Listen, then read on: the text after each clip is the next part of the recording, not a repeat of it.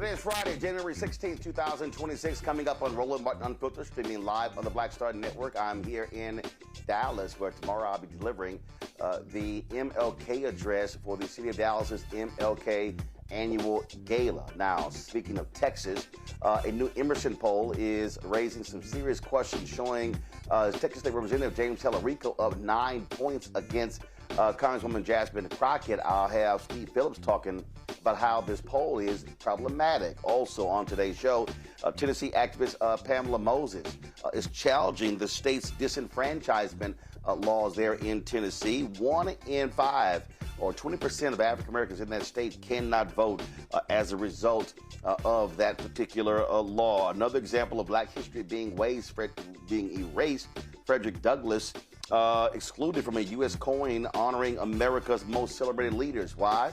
Because of white supremacists Donald Trump and MAGA. Also, a Texas A&M University professor is calling out the university over them canceling his ethics class and him finding out like he was a regular nobody. He'll join us on the show as well.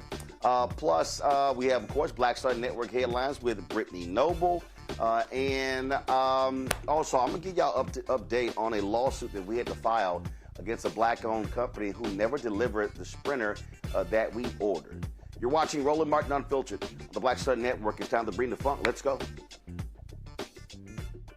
He's got whatever the miss, he's on it. Whatever it is, he's got the scoop, the fact, the find. And when it breaks, he's right on time and it's rolling. Best believe he's knowing. Putting it down from sports to news to politics. With entertainment just for kicks, he's rolling. It's on go, y'all.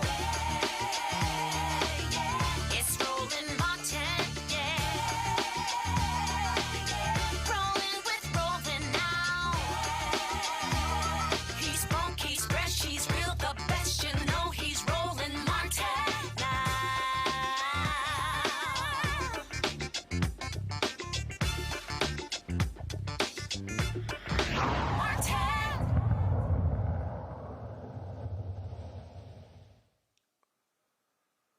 Folks, I'm here in Dallas, speaking tomorrow at the City of Dallas's MLK Gala. So one of the races that we really are watching is the U.S. Senate race in Texas. On the Republican side, you've got in longtime incumbent U.S. Senator John Cornyn being challenged by a hardcore MAGA corrupt Attorney General Ken Paxton. But you also have Black Texas Congressman Wesley Hunt, who is in that particular race. On the Democratic side, you have Texas State Rep James Tallarico. Many people say he's a TikTok star for many of the videos that he has posted of him challenging Republicans in Texas. And, of course, the woman Donald Trump despises, Texas Congresswoman Jasmine Crockett. Yesterday, Emerson College dropped a poll that shocked a lot of people, showing that Tallarico was up 9 points against Crockett. Now, you look at all other polling that's been taken, Crockett has had anywhere from a 7 to 12-point lead. So this poll raised lots of questions, and folks started looking at the methodology of how this poll was taken. Joining us right now is Steve Phillips. He is a host, author as well. And so Steve was breaking this whole thing down on social media. And so I want to talk to him about it. Steve, glad to have you back on Roland Martin Unfiltered. So walk us through the issues that you have with this Emerson poll that, again, a lot of folks have been talking about, because folks were stunned and shocked to see a poll showing Crockett down 9 points to Tallarico. Right. Yeah, there's a lot of problems with it. And let's just start with, when you dig into the specific numbers and they break out the Democrats specifically, that Crockett leads among the Democrats. And so Tallarico's lead within this poll comes from Republicans. Apparently may have said they're going to vote the Democratic poll, but he leads among Republicans and then independents, which is a very fraught issue in terms of how those different people are going to be. But this is a Democratic primary. And even in the Emerson poll, when you drill down to the specific people who self-identify as Democrats, Crockett leads. So that's a first piece. Then you get into the whole piece around the incredibly small sample size of this poll. And so then they kind of throw out, oh, there's African Americans and Latinos and whites, but we're only talking about 400 voters total. And so then for the subgroups and for those crosstabs, it's even smaller sample size. So statistically, it's very hard to accurately get a read on that kind of a population with that kind of numbers that you're actually using. And then the other piece about it is that this is the first poll that's showing anything like this, right? There was a poll by Data for Social Good in November that showed Crockett ahead, showed her ahead among Kamala voters, 31% to 22%. There was a December poll that came out that has her leading by 8%. And then so all of a sudden now, somehow, the whole race has turned over the Christmas holidays. And so this is really the question that we're actually trying to deal with here, actually. So. Well, and the reason this of course stood out, you've had a lot of conversation, many white progressives have been highly critical of Congresswoman Jasmine Crockett because of the issue of Israel, as if Tallarico does not have the exact same stance that she does. And so you've had a lot of that going on. You had this white and Asian comedian who implored people not to give any money to Crockett. They got lit up so hard that they had to actually come back and backtrack and apologize for those comments. And then you still had these other white progressives who said how dare they had to apologize. And so there's been a lot of conversation, a lot of discussion around this. And this is why folks say, wait a minute, what the hell's going on here? And then, of course, you've got folks seizing on her comments regarding Latino voters having a slave mentality in terms of voting for, it was a comment she made during the interview, voting for Donald Trump, and folks like, oh, there you go, so she's going to get a Latino vote away. And so it's been quite interesting where you've seen in these Democratic progressive circles massive attacks against Crockett. And what's laughable to me, Steve, is that I'm a native Texan. I can go back. If you pull up the data from every single U.S. Senate race in Texas, dating back to Lloyd Bentsen being the last one to win a race, you've had a minimum of 2 candidates running in the Democratic primaries. You sometimes had 3, 4, 5 or more. So it's amazing to me to listen to these people get offended because she dare run as if she didn't have some right to do so. And their positioning of Tallarico as somehow being the perfect candidate who can somehow steal this Senate seat that is actually deeply.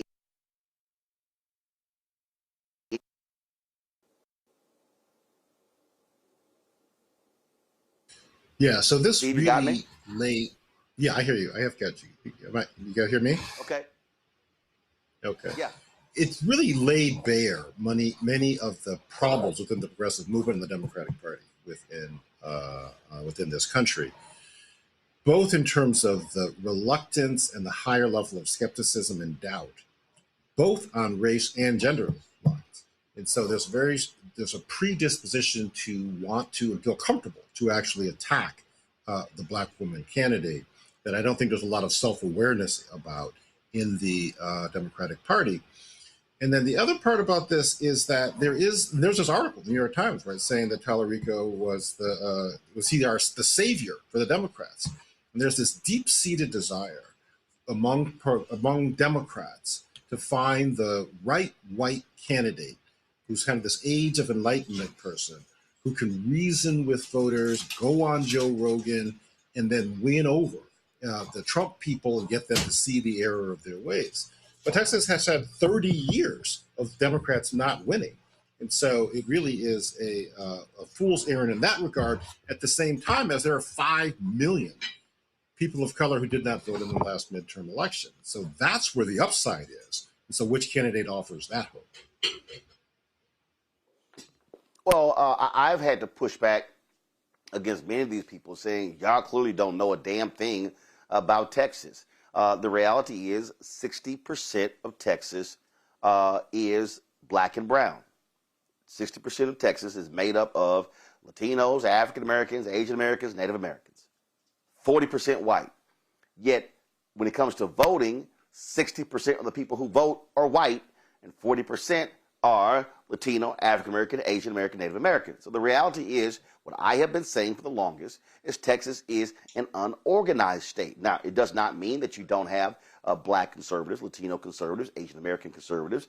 They exist. Native American conservatives, they exist. But the reality is That's what you find in this state. Democrats have, frankly, given up on this state for a very long time. When Beto O'Rourke ran against Senator Ted Cruz, he lost by 2.5 points.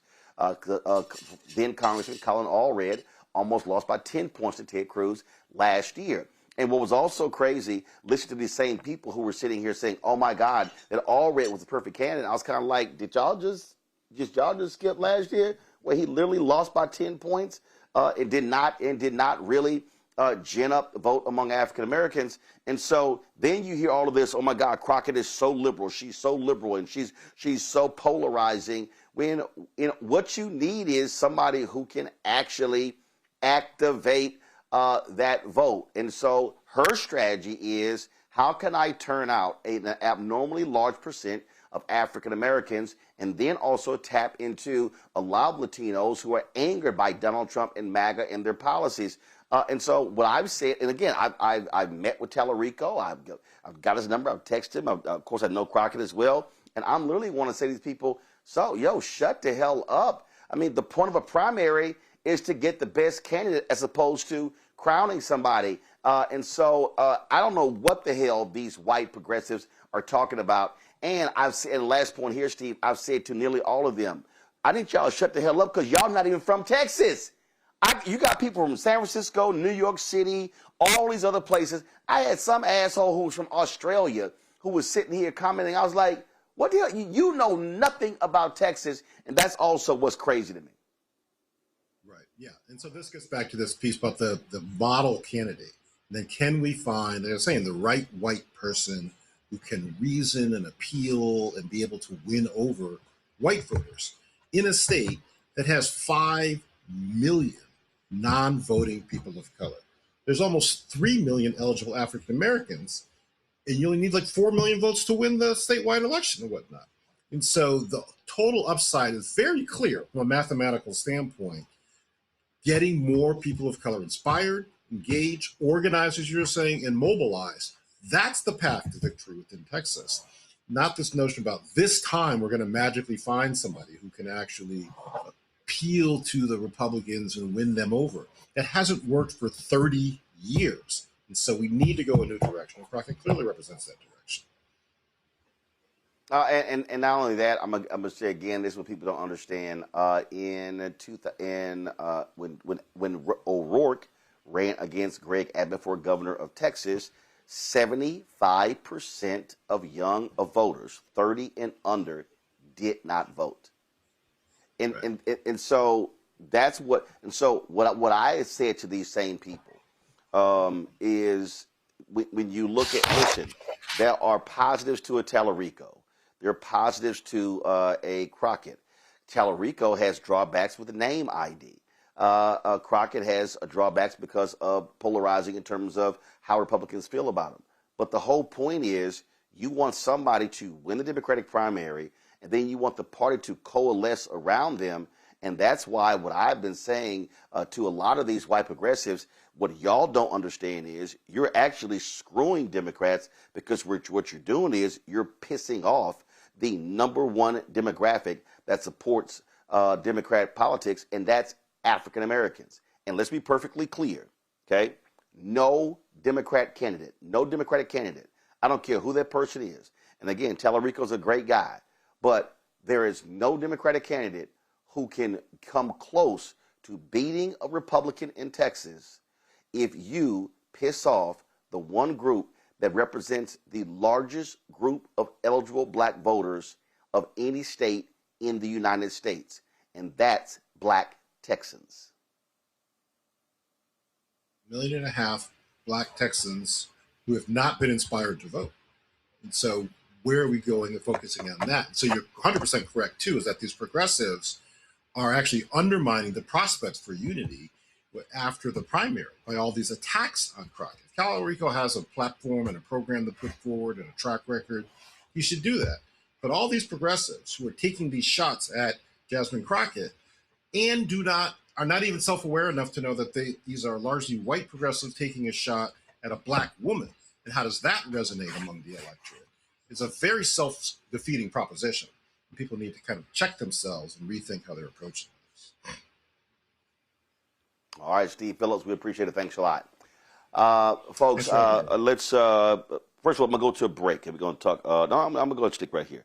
Let's not go to a break. I want to talk about this here with our panel because, again, it's crazy to look at these people and listen to the crazy things that they are saying. So Michael Imhotep hosts African History Network show out of Detroit.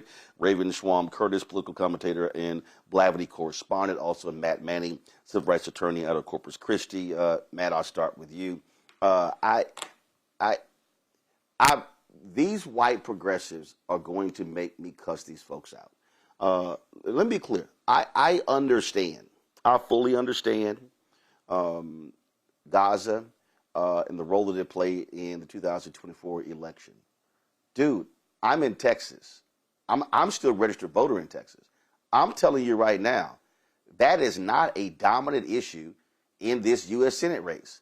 It's not. And if you have and if you want to talk about, you want to attack Congresswoman Jasmine Crockett, and now the new one, they're saying, she's getting money from the crypto industry, and that's bad, as if not other Democrats are doing that, then guess what? What's on the other side? On the other side is a hardcore supporter of Israel in Senator John Cornyn, somebody who backs Donald Trump and the MAGA agenda, and then you have a corrupt Texas Attorney General who is crazy and deranged, who actually could upset Cornyn because Texas Republicans want to be so hard right and so MAGA. So you mean to tell me you would stir up this level of dissension, knowing full well that what you should be focusing on is trying to turn out as many Democrats as possible and organizing and mobilizing this state? These people are stuck on stupid.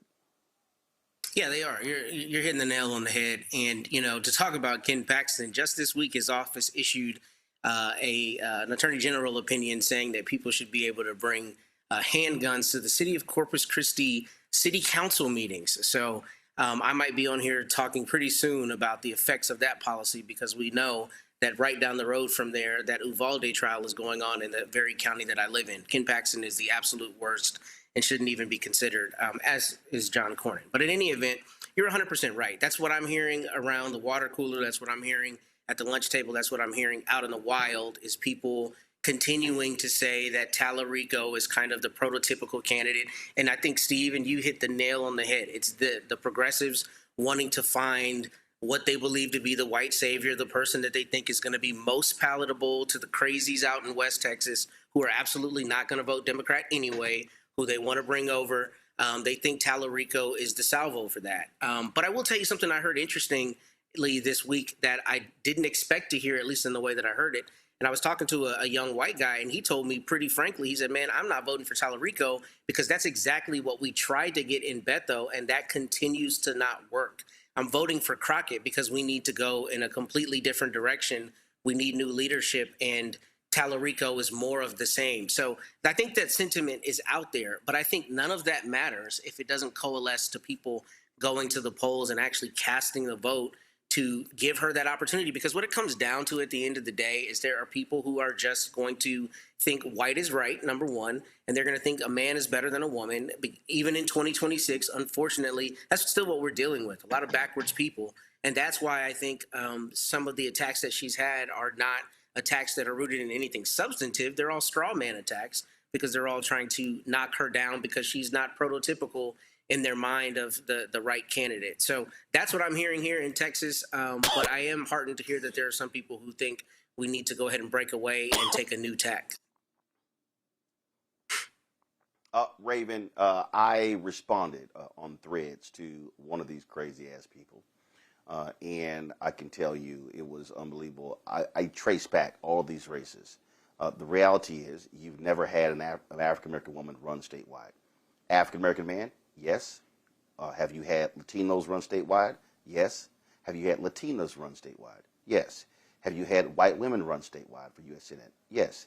Have you had white men run for statewide for United States Senate? Yes. And they all lost. So we could literally sit here and go back to 1988 and find every type of candidate you can think of to run for U.S. Senate, and they all lost. So this idea that, all of a sudden there's this perfect candidate to run is stupid. 100%. There's no such thing as a perfect candidate. And I think that is a huge issue on the left. This idea that we're going to get every single little thing that we want out of every single little candidate. It's just not realistic, unfortunately. I'm a deeply pragmatic person, and I see this situation for what it is. I'm also someone who spent a huge chunk of my childhood in Houston and understands what it is to be materially impacted by the outcomes of elections like this. The reality is 8% of Democrats, or only 8% of Democrats, support Israel's military action in Palestine, right? It is wildly unpopular among our constituency. We don't want our politicians to be supporting a nation state, enabling a genocide, enacting a genocide. It's really that simple. And to your earlier point, Roland, both Tallarico and Crockett have expressed sentiments around this issue that are pretty commiserate. So I don't think all the critiques of Crockett can be chalked up to misogynoir, but I think a lot of them can be, right? There is a fundamental lack of moral and intellectual consistency in the ways that people are thinking about these two candidates. And fundamentally, let's tell the truth. These two candidates are exceptional on domestic issues. Crockett in particular has shown over and over and over again that she is a fighter. She is not afraid to go toe-to-toe with Donald Trump. And we need people like that in this era of fascism and authoritarianism. It's critical. I feel very personally about this particular race because I was sitting in Texas in the pandemic when the Great Freeze came through, and the incompetent leadership of the Ken Paxtons and the John Cornyn's of the world meant that I was sitting in my apartment with my mom freezing, that hundreds of Texans lost their lives in a completely preventable incident, right? Like, we're talking about deeply insidious, evil, incompetent leadership that's in place right now. And white progressives in particular, as we're naming, inflaming the already existing issue of voter disenfranchisement, or at the very least, maybe not disenfranchisement, but voter apathy. We don't need that right now. We need to activate people and critique in good faith. It's okay to critique people running in primaries, right? But the way we do that critique, especially when we know that we are dealing with and operating with individuals who are moving in good faith, is so, so important. Absolutely. Michael. Yeah, Roland, I agree with the statements being made here. I've been watching this as well from afar here in Detroit, Michigan. James Tallarico was in the race first. I saw him on MSNBC, now MS Now, a number of times before Jasmine Crockett got in. He's raised $13 million so far since launching his campaign in September. But at the same time, these attacks, I've been watching these attacks on Jasmine Crockett, and this reminds me of the attacks on Vice President Kamala Harris.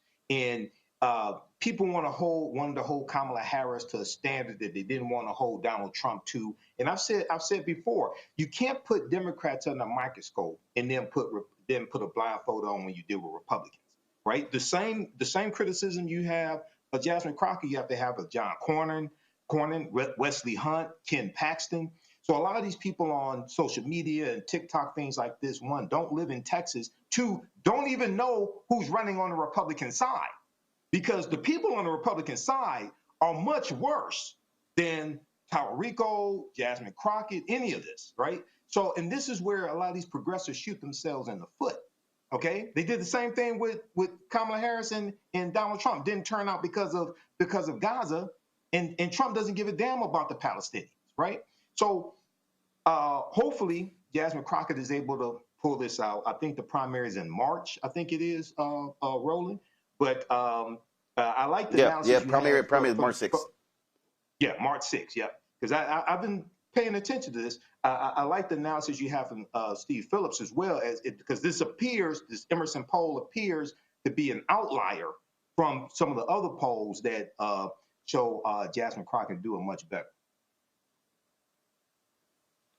Well, I just think that, again, for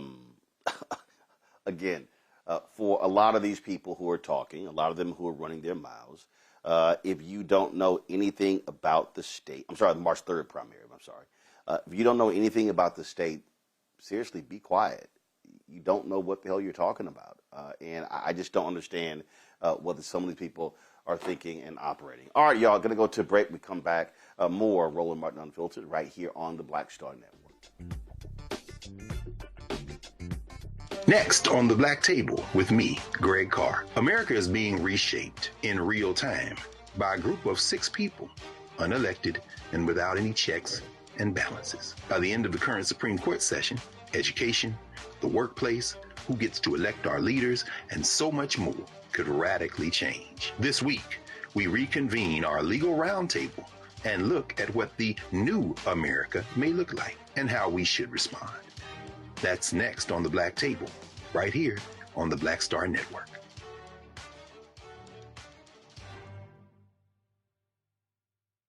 On a next, A Balanced Life with me, Dr. Jackie, a relationship that we have to have. We're often afraid of it and don't like to talk about it. That's right, we're talking about our relationship with money. And here's the thing, our relationship with money oftentimes determines whether we have it or not. Balancing your relationship with your pocketbook, that's next on A Balanced Life with me, Dr. Jackie, here at Black Star Network. If in this country right now, you have people get up in the morning and the only thing they can think about is how many people they can hurt, and they got the power, that's the time for mourning. For better or worse, what makes America special, it's that legal system that's supposed to protect minorities from the tyranny of the majority. We are at a point of a moral emergency. We must raise a voice of outrage. We must raise a voice of compassion. And we must raise a voice of unity. We are not in a crisis of party versus party. We are in a crisis of civilization, a human rights crisis, and a crisis of democracy itself. And guess what? You've been chosen to make sure that those that would destroy, those that would hate, don't have the final say, and they don't ultimately win. I'm Ryan Wilson, CEO and co-founder of The Gathering Spot, and you're watching Roland Martin Unfiltered on the Black Star Network.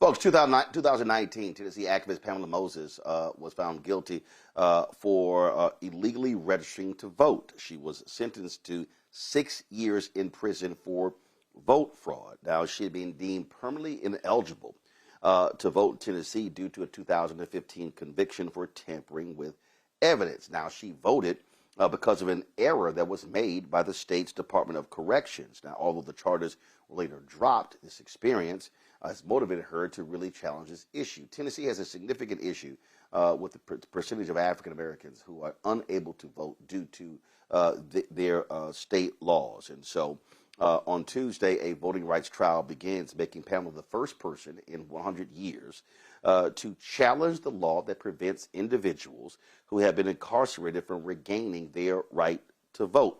If successful, this ruling could automatically restore voting rights for more than 500,000 Tennesseans. Joining us right now is Pamela and her attorney, John Habenreich. Glad to have the both of you here on the show.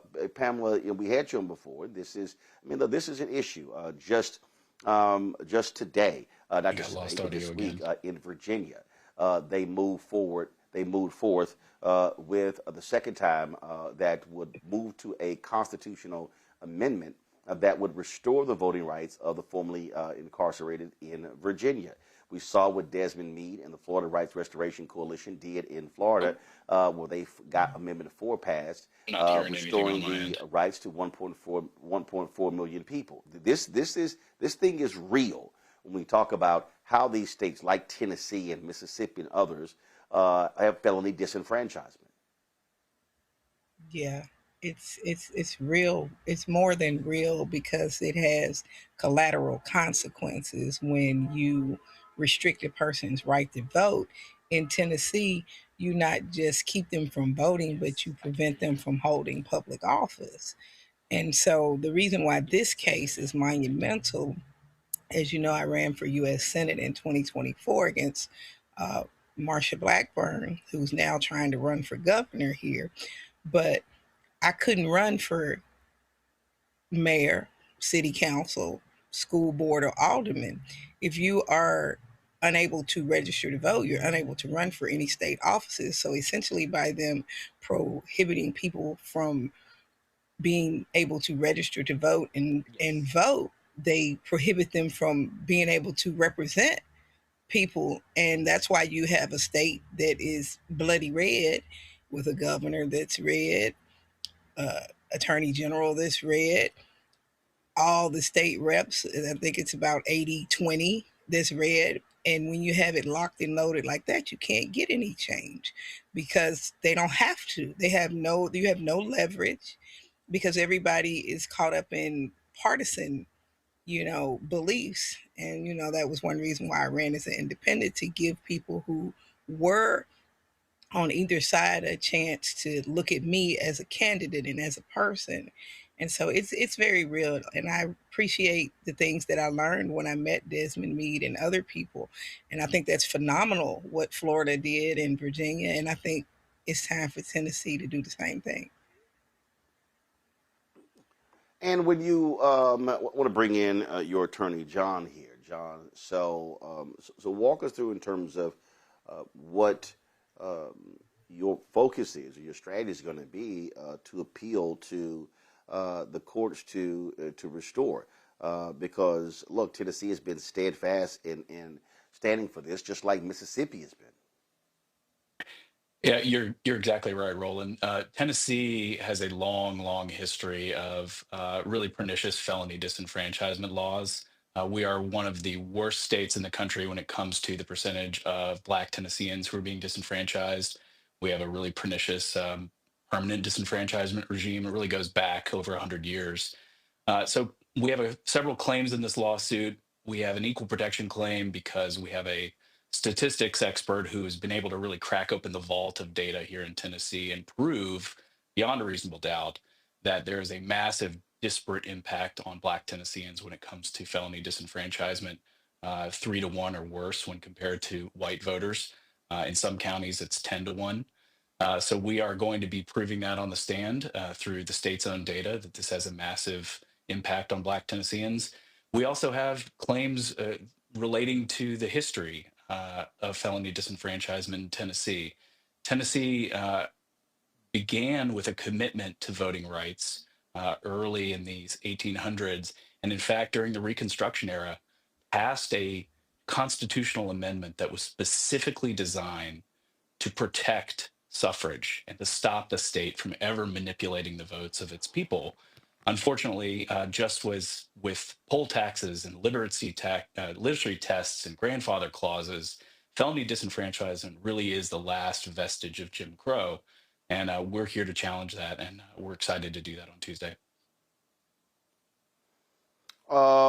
So in terms of the Tennessee law, what does it all go back to? When did this start? Because I think about Virginia, where you had a white legislator who literally said on the floor, "We are doing this to keep the niggers from voting." And that stood all of this time. And when Terry McAuliffe was governor, he highlighted this, and he tried to do a mass restoration, but the law says the governor has to do, each individual person must sign for each person. And they did that for a number of people, and they've been doing this, but now they want to put it in law. So what was the impetus in Tennessee to make this the law?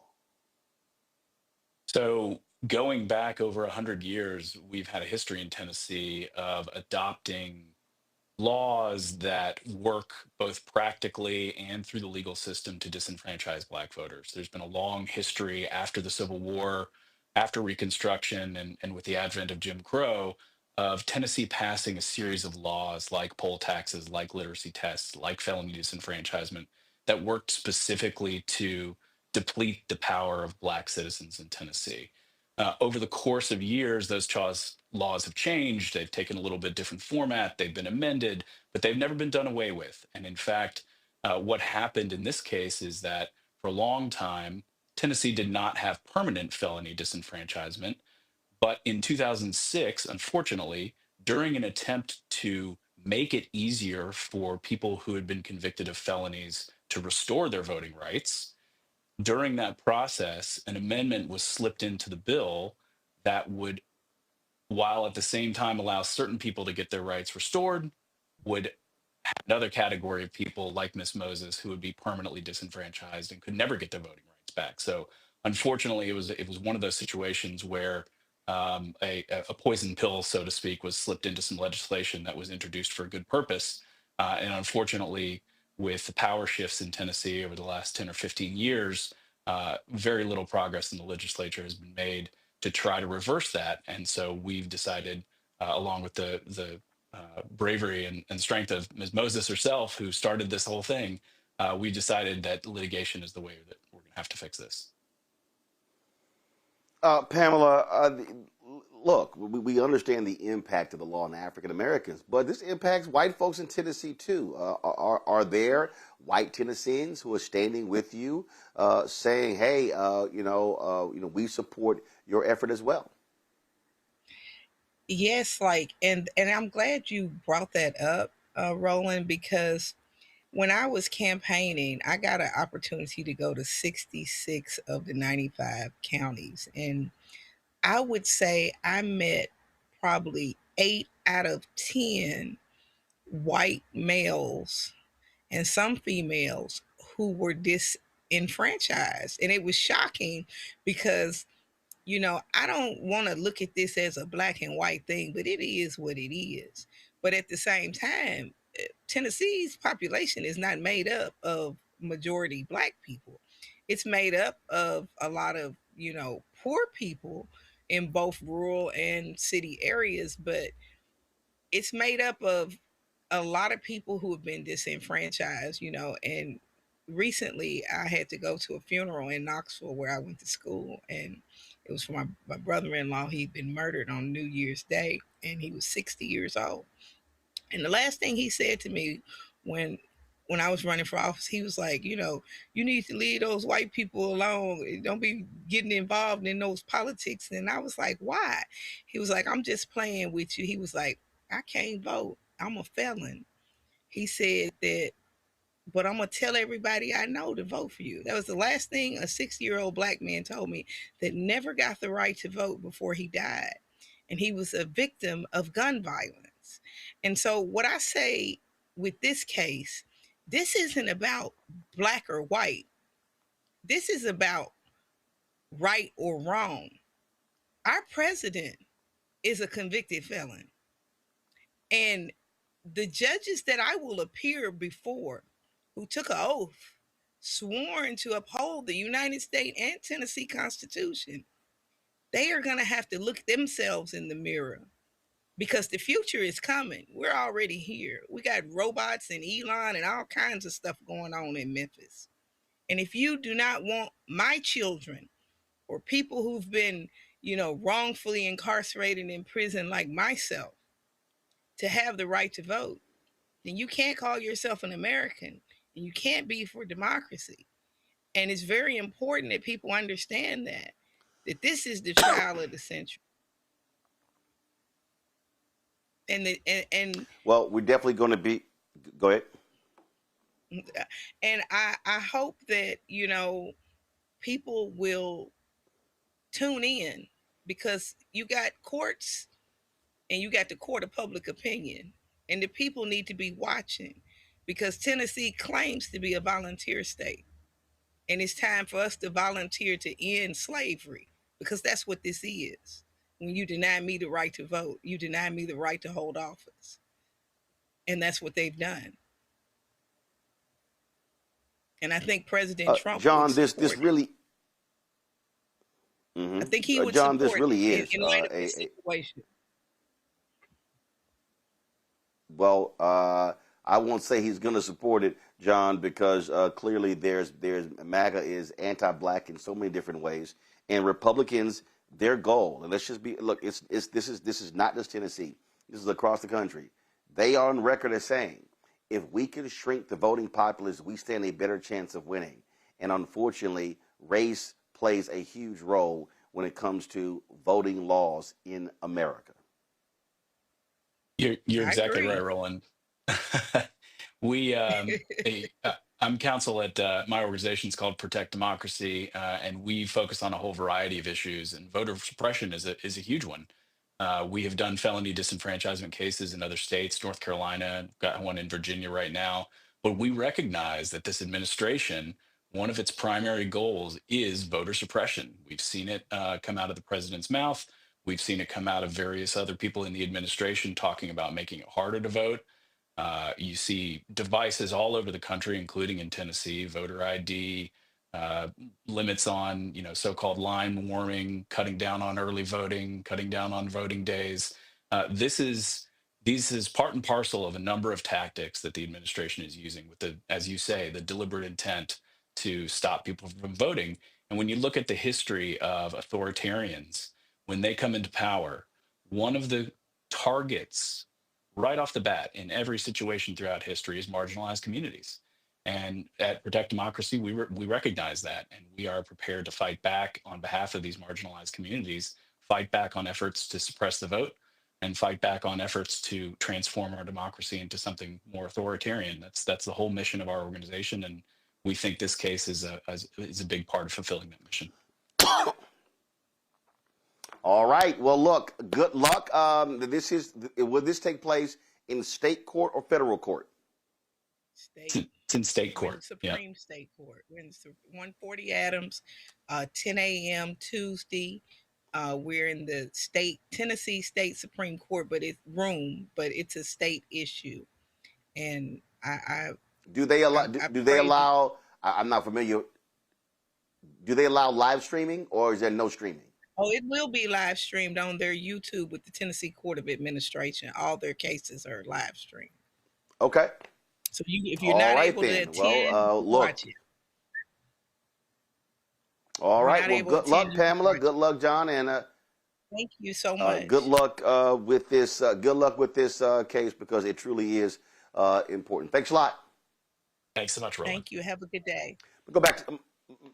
I'm gonna go back to my panel here. I'll start with the resident lawyer, although I might be in Texas. He's a Howard grad, but he's always trying to claim that little school up the road.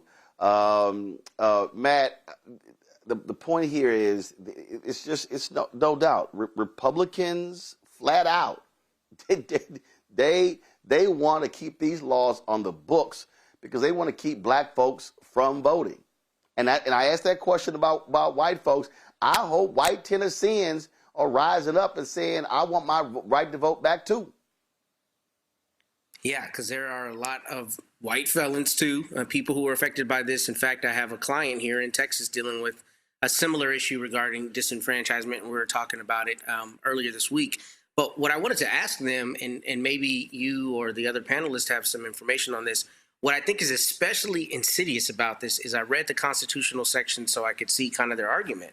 And the way Tennessee passed this law is it says you're permanently disenfranchised if you're, quote, convicted of an infamous crime, or if you are convicted of specific crimes. I think in 2024, they promulgated a law where voter fraud would be one of them. Now, the thing I don't understand as a threshold matter in this case is Ms. Moses' case was dismissed in 2022. So that to me seems to be dispositive. It seems to be there's a mootness question, because usually what courts do is they say we don't even want to get to the ultimate question if there's not a current dispute between these two litigants, right? Ms. Moses in the state of Tennessee. So if her case has been dismissed, I don't even understand how the state could be denying her rights under its own law from the little bit that I read. But I do think that, to your point, the way these laws are written is very insidious, because something like a, quote, infamous crime, what is that, right? How do you define that? Maybe it's defined somewhere in the statutory section, but that's precisely the kind of thing that allows local administrators on the ground to say, you know what, Mr. Manning, you can't register to vote. We think that's an infamous crime. That's the kind of nebulous thing that you do when you want to make it such that people are not given their right back to vote. And what's especially interesting is the United States Constitution has caveats about when you are removed from servitude, or when you're removed from, being punished. In fact, the Eighth Amendment specifically says you can't be punished, essentially, overly harshly commensurate to the crime you allegedly committed. There's no question from a due process standpoint, taking away somebody's right to vote lifelong is virtually, a death penalty sentence, as you might say. So I really don't understand how it's still working in this case. I was hoping to ask them that question, but I think your larger point is 100% correct. And I think what happens a lot of times with disenfranchisement as it relates to voting and just the restoration of rights to people who have felonies is the system is so arcane and so difficult to navigate that people just give up. I mean, I see it more commonly in the instance of gun rights, but I've had people who have felonies and they're distant in their past, 40, 50 years ago, and they still don't know how to navigate the restoration of their rights because the system is purposely made difficult so that you are never fully restored, particularly with respect to your right to vote. So I think you're exactly right, and I don't quite understand how it's playing out in this case, but it's clearly intended to make it difficult for any felon to have their rights renewed. Raven. I'm thinking about this conversation very holistically. When we talk about incarceration, mass incarceration, it starts from the very beginning. It starts with the school to prison pipeline. Then it turns into Black and Brown and Indigenous folks being over-indexed in prisons and jails. And then it looks like our communities being disenfranchised when it comes to the ballot box. And the more I think about sort of this timeline of how everything unfolds, I mean, the word is insidious. I feel like that's the word of the night, just how fundamentally and profoundly insidious it feels. And for me, at the core of all this is a politics of disposability. I'm an abolitionist at my core. That's a whole nother conversation just in terms of what different people mean when they say abolition. But for me, fundamentally, what it means is I do not believe in a politics of disposability. And when I think about these Tennessee laws that disenfranchise folks who have felonies, that to me feels like a prime example of what that looks like, a politics of disposability. Oh, because someone has had a situation, an encounter, with this apparatus that is disproportionately organized such that it's going to be anti-Black, going to be anti-Indigenous, going to be anti-Hispanic, going to be anti-Latine, because someone has had a negative encounter. Therefore, they don't get to exercise a fundamental right that our community has fought and died for, that our ancestors literally laid their bodies on the line for. Like, how dare you? The audacity, the audacity to believe that that's something that you get to take away from someone is really what's driving it home for me. And I think at the core of this is really a fundamental conversation about restorative justice, really a fundamental conversation about, like, how do we talk about harm, what it looks like to repair harm, and what it looks like to still keep folks fundamentally engaged on a societal level at all levels, because that's a fundamental human right. You don't get to take that away because of something that's transpired in the past. Michael.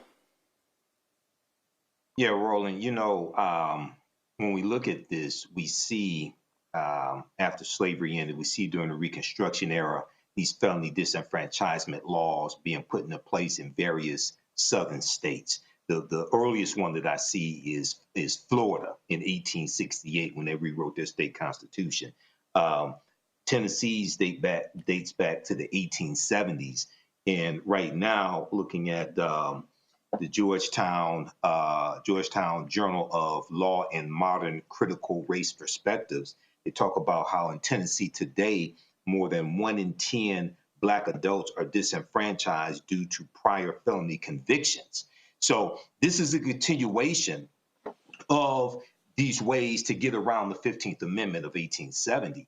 And I find it interesting that you have Donald Trump today, you have Republicans today saying that we want to fill Dr. King's legacy, so we're going to wipe out all of these discriminatory policies, and because they think that affirmative action was discriminatory to white people. They think DEI policies are discriminatory to white people, right? And these same people that have wiped out 60 years of civil rights progress since January 20th, 2025, are going to do posts on social media come Monday talking about how great Dr. King was. But they don't want to deal with the harm that felony disenfranchisement laws are still inflicting upon African Americans today. And these same people will then say, well, it's legal, it's okay to disenfranchise you if you have a felony, but you should still pay taxes. To me, that's called taxation without representation. Isn't that one of the reasons why the American Revolutionary War was fought?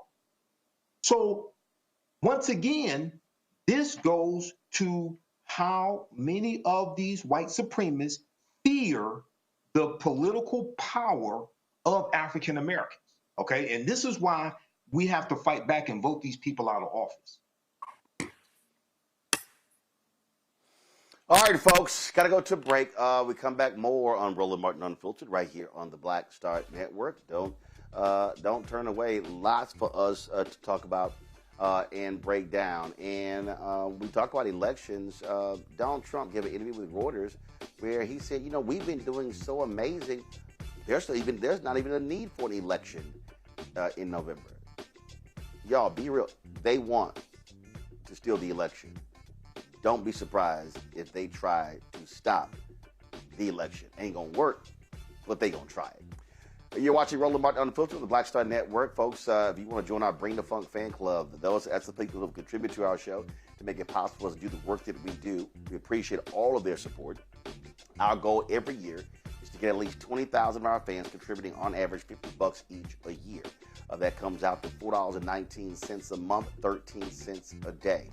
That means you'll be supporting not only this show, but you'll be supporting the other shows that we have on the network, The Other Side of Change, Balanced Living, The Black Table with Greg Carr. We've got a new health show with Dr. Ebony Hilton we're launching, a new daily news show will be hosted by Brittany Noble. So we've also made lots of changes to BlackStarNetwork.com, so we're building that up for it, to make that turn into the news portal. So lots of things are happening, and your support really, really is needed. And so if you want to support us, please do so by, if you want to do it via Cash App, use the Stripe QR code. You see it right here. You can also use that QR code for credit cards as well. Checks and money order, make it payable to Roland Martin Unfiltered. P.O. Box 57196, Washington, D.C. 20037 7-0196. PayPal, R. Martin Unfiltered. Venmo, RM Unfiltered. Zelle, Roland at RolandSMartin.com. Roland at RolandMartinUnfiltered.com. We'll be right back. On a next, A Balanced Life with me, Dr. Jackie, a relationship that we have to have. We're often afraid of it and don't like to talk about it. That's right, we're talking about our relationship with money. And here's the thing, our relationship with money oftentimes determines whether we have it or not. Balancing your relationship with your pocketbook. That's next on A Balanced Life with me, Dr. Jackie, here at Black Star Network. Hi, I'm Swing Cash, Basketball Hall of Famer, and you're watching Black Star Network.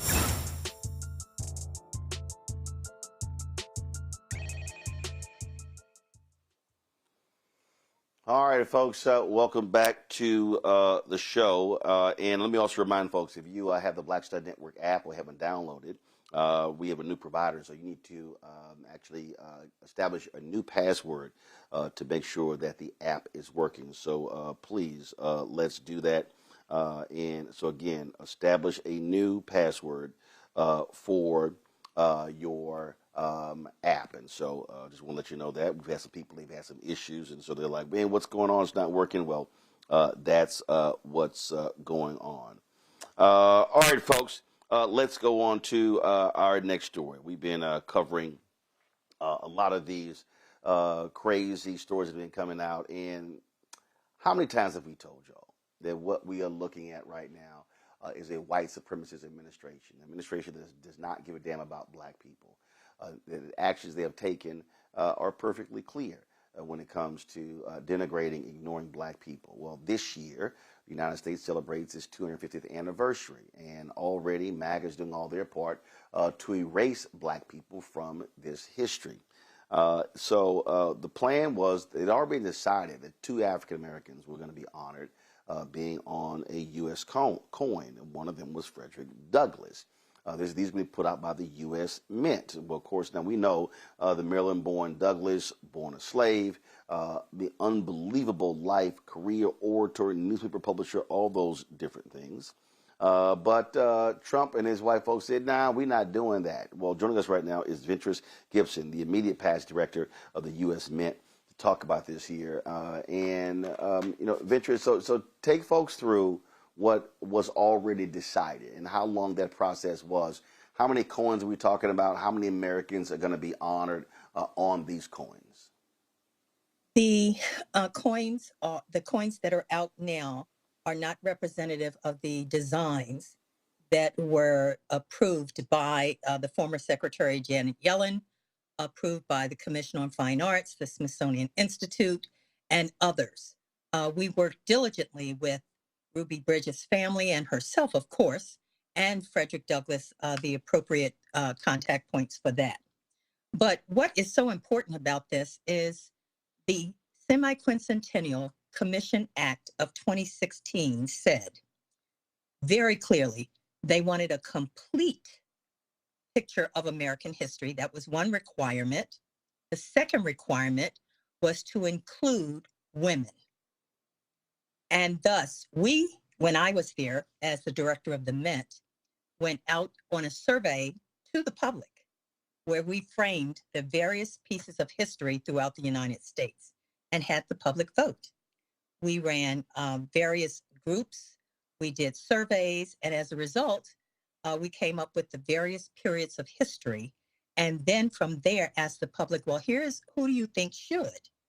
So we did engage the public. I probably went further than you wanted me to go, but that's just the backdrop. No. That's actually what I wanted. Okay. And so, what were the total number of coins that were going to be issued? The nickel, dime, penny, quarter, dollar coins, all would change, and the act required that the one change to the circulating coin, which is that group of coins, nickel, dime, pennies, quarters, etc., was to have 1776 to 2026. The designs, however, would come from our medallic artists, as well as our artists that we have in the United States Mint, highly talented people. And they work feverishly and really try and tell the story through medallic art. And that is exactly what they did. So there were numerous renderings. I have one that I can just hold up to the screen for you because I think you would be very pleased to see it. Sure. Okay, here's an example. This is Ruby Bridges. So those are 2 different designs that Ruby approved. And what we do is after we've worked with her and her team and our artists, we then take these designs and they go out for review and approval external to the Mint and external to the family and others. It comes back, here's what we want. And then we prepare a package with the Secretary's coinage task force, advisory committee, that principally makes recommendations to the Secretary. And that was approved, and we began the work. Because remember that the bill was signed in 2016. The work began in 2022, putting everything together for us, that is. And it takes about 18 months to pull this off. And all the number of designs, remember, we're talking about 250 years of history. We also made sure that we included the Native American population so that we had that story. And I was honored to have worked with the U.S. Treasurer, who at that time was Lynn Malerba, and she was a chief of an Indian nation, as they affectionately refer to it as. But more importantly, the designs were in the 20s and 30s because we wanted to make sure we captured the essence of what exactly our history should say. And I have to tell you, if you saw these designs, the voting rights, women, the abolitionist part of our history, and it was nothing negative. It was all positive. Because, Roland, the reason why I wanted to come and tell you guys this today, I am floored at what I see, that the tapestry and the richness of our country as it relates to us as a people, African Americans, Black Americans, whatever we want to use today. The bottom line is this: we have been cut out. Cut out. We aren't, the Treasury's not even following the legislation. And I find it unacceptable. Another pin in stopping us from moving forward, eliminating us from history.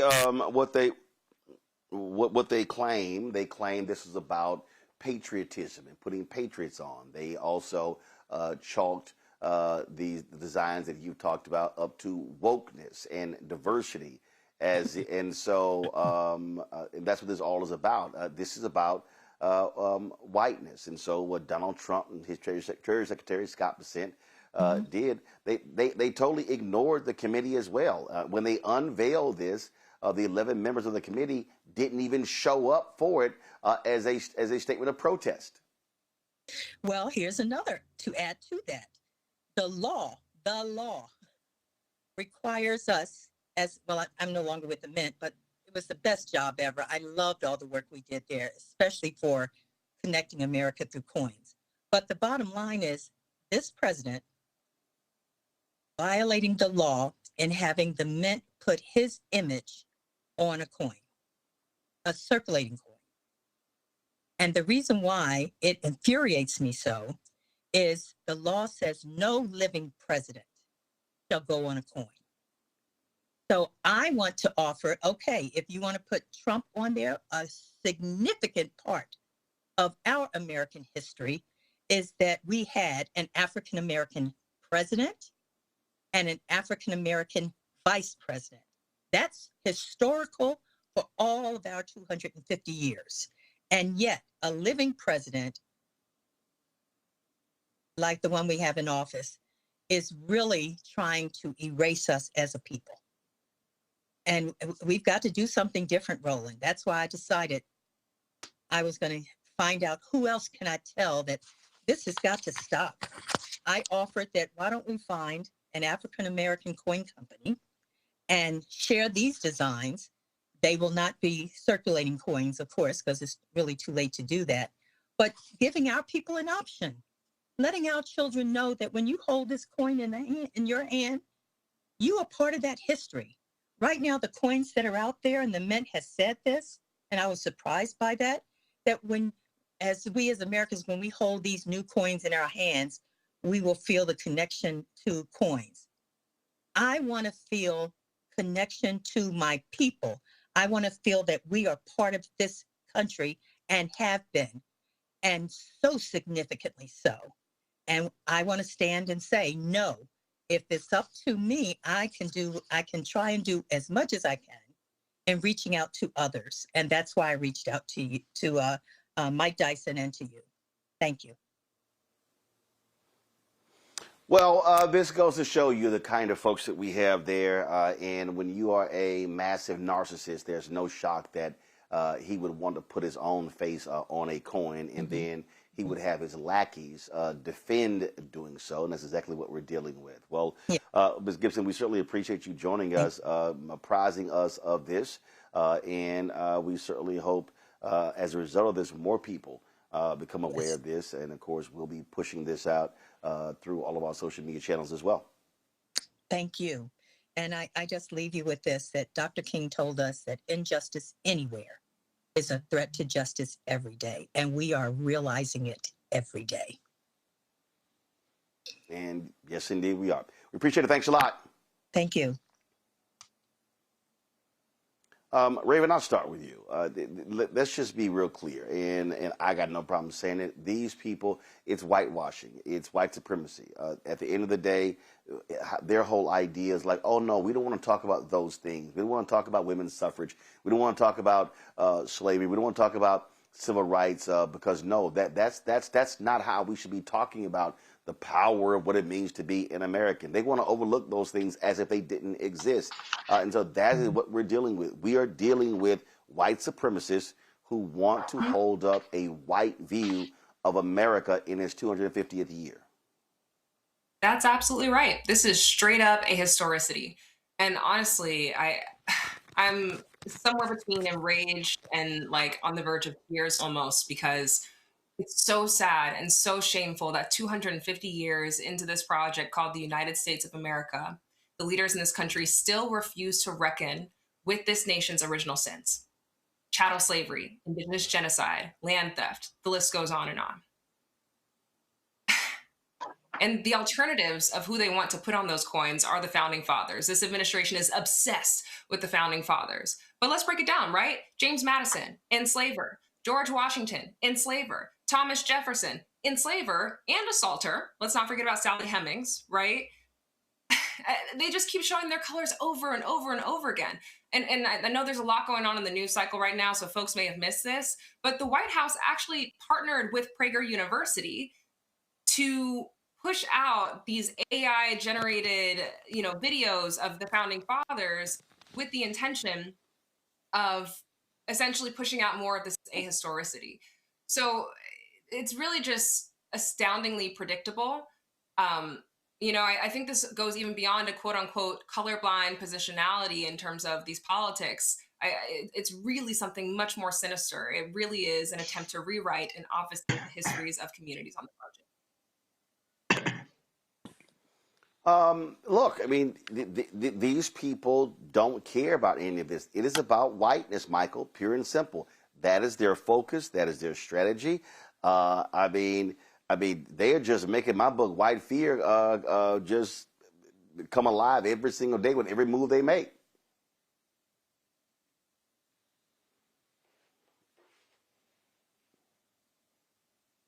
Can you hear Michael? me? Okay, I've got you. Yeah, we got you. Yeah. Well, Roland, unfortunately, this is not surprising, and this is just indicative of these white supremacist, white nationalists. And in 2024, they told us what they were going to do. So, this is unfortunate, but it's not surprising. I mean, when you revoke Executive Order 11246, affirmative action from President Lyndon Johnson on your second day in office, well, we can see that this was coming, And one of the interesting things is we see this attack from Donald Trump on the Smithsonian African American Museum, right? And they want to sanitize it, and they say it talks too much about slavery. Now, in 2017, when he took a tour of the museum, he talked about how it lauded great heroes and how magnificent the museum was, things like this. And New York Times has a good piece called "The War on Wokeness Comes to the U.S. Mint," and they said to commemorate the abolition of slavery, the committee had recommended an image of Frederick Douglass, okay, as the sister just talked about, on the obverse, and shackled and unshackled hands on the reverse, right? So they want to wipe out all these references to slavery. We see his attack on Juneteenth. We see his attack on Dr. King holiday as well. So this is not surprising. This is white people being white people, white supremacists, I should say, being white supremacists. And unfortunately, this is what happens when the wrong people get in power. They do things like this. Matt?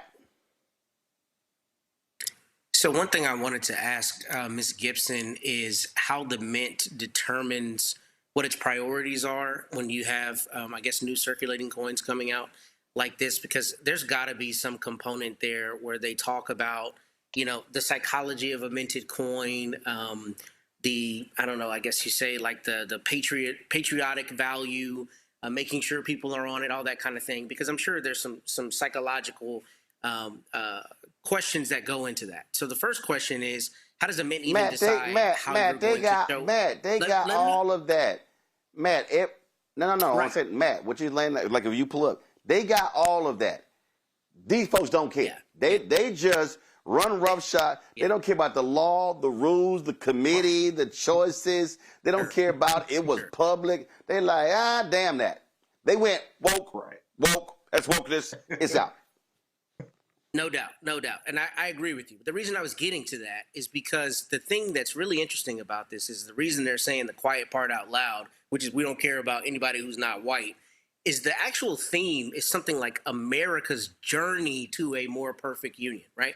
So if you look at the words of their own theme that the Trump administration has kept, that would be inclusive of anybody part of that journey. But instead of making the messaging coalesce with that, instead of saying, oh, this is about, commemorating America's founding or using something that's at least, defensible as a reason that you extricate everybody who's not white and who's not a founding father, they say it's America's journey and you don't include most of the parts of that journey.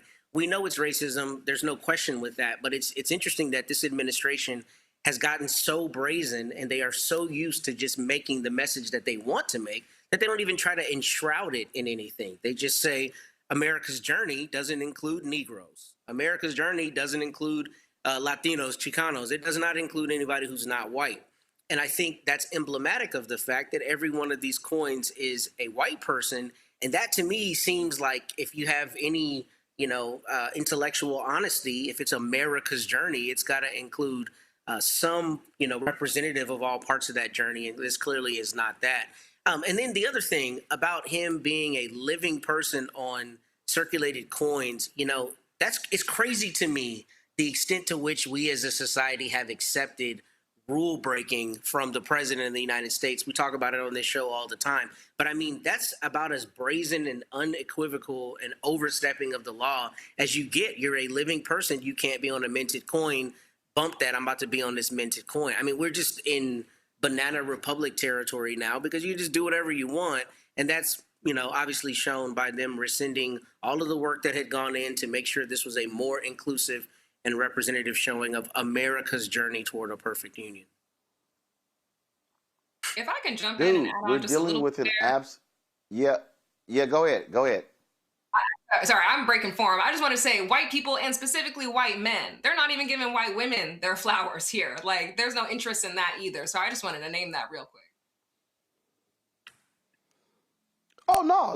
Look, they want white women to get their asses back in the house, not work, and just lay down, kick out some babies, and get your ass in that kitchen and cook. That's literally what these white men are all focused on. But when Matt talked about how brazen they are, listen, we're dealing with a thug.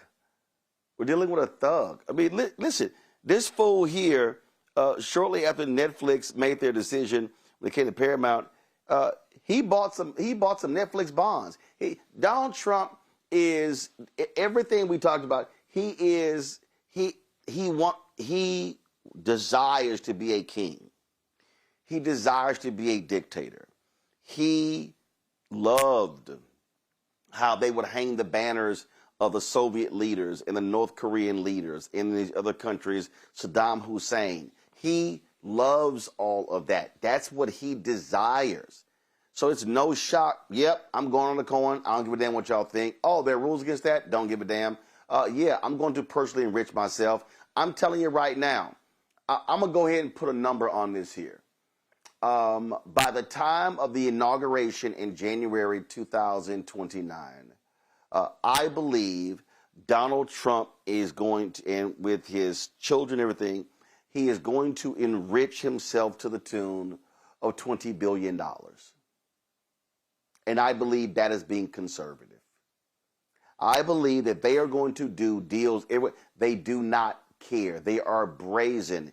They are robbing this country blind in the daylight with a flashlight. And so everything is about this man's ego. Everything is about his ego. And that's why he is scared to death of the election in November. Reuters did a story, and I definitely want to get y'all thoughts on this. So let me read y'all this quote. So this is from a Reuters story. Yesterday, in an interview with Reuters, Trump complained about the common pattern of a president who wins an election then loses seats in the midterms and suggested he didn't want to be in that position. Quote, It's some deep psychological thing. But when you win the presidency, you don't win the midterms, Trump said.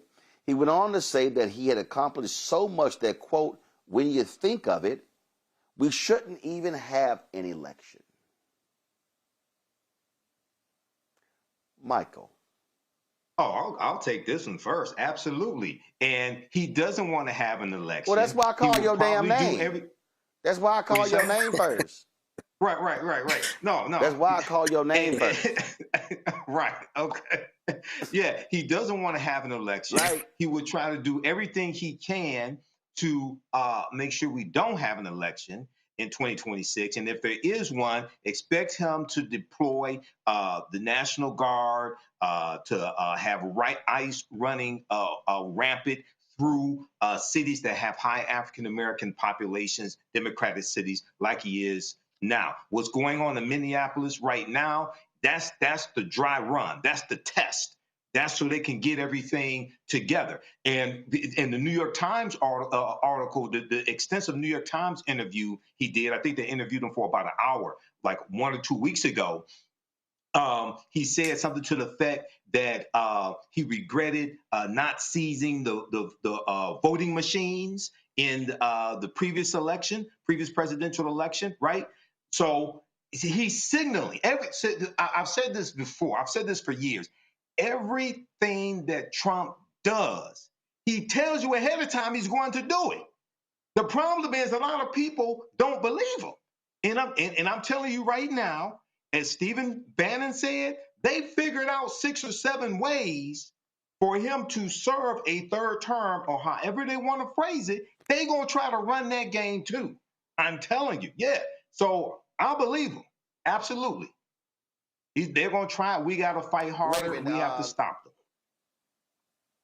Yeah, Raven, White House chief liar-in-chief Carolyn Levitt, when asked, she's like, oh, he was just playing. No, he wasn't playing.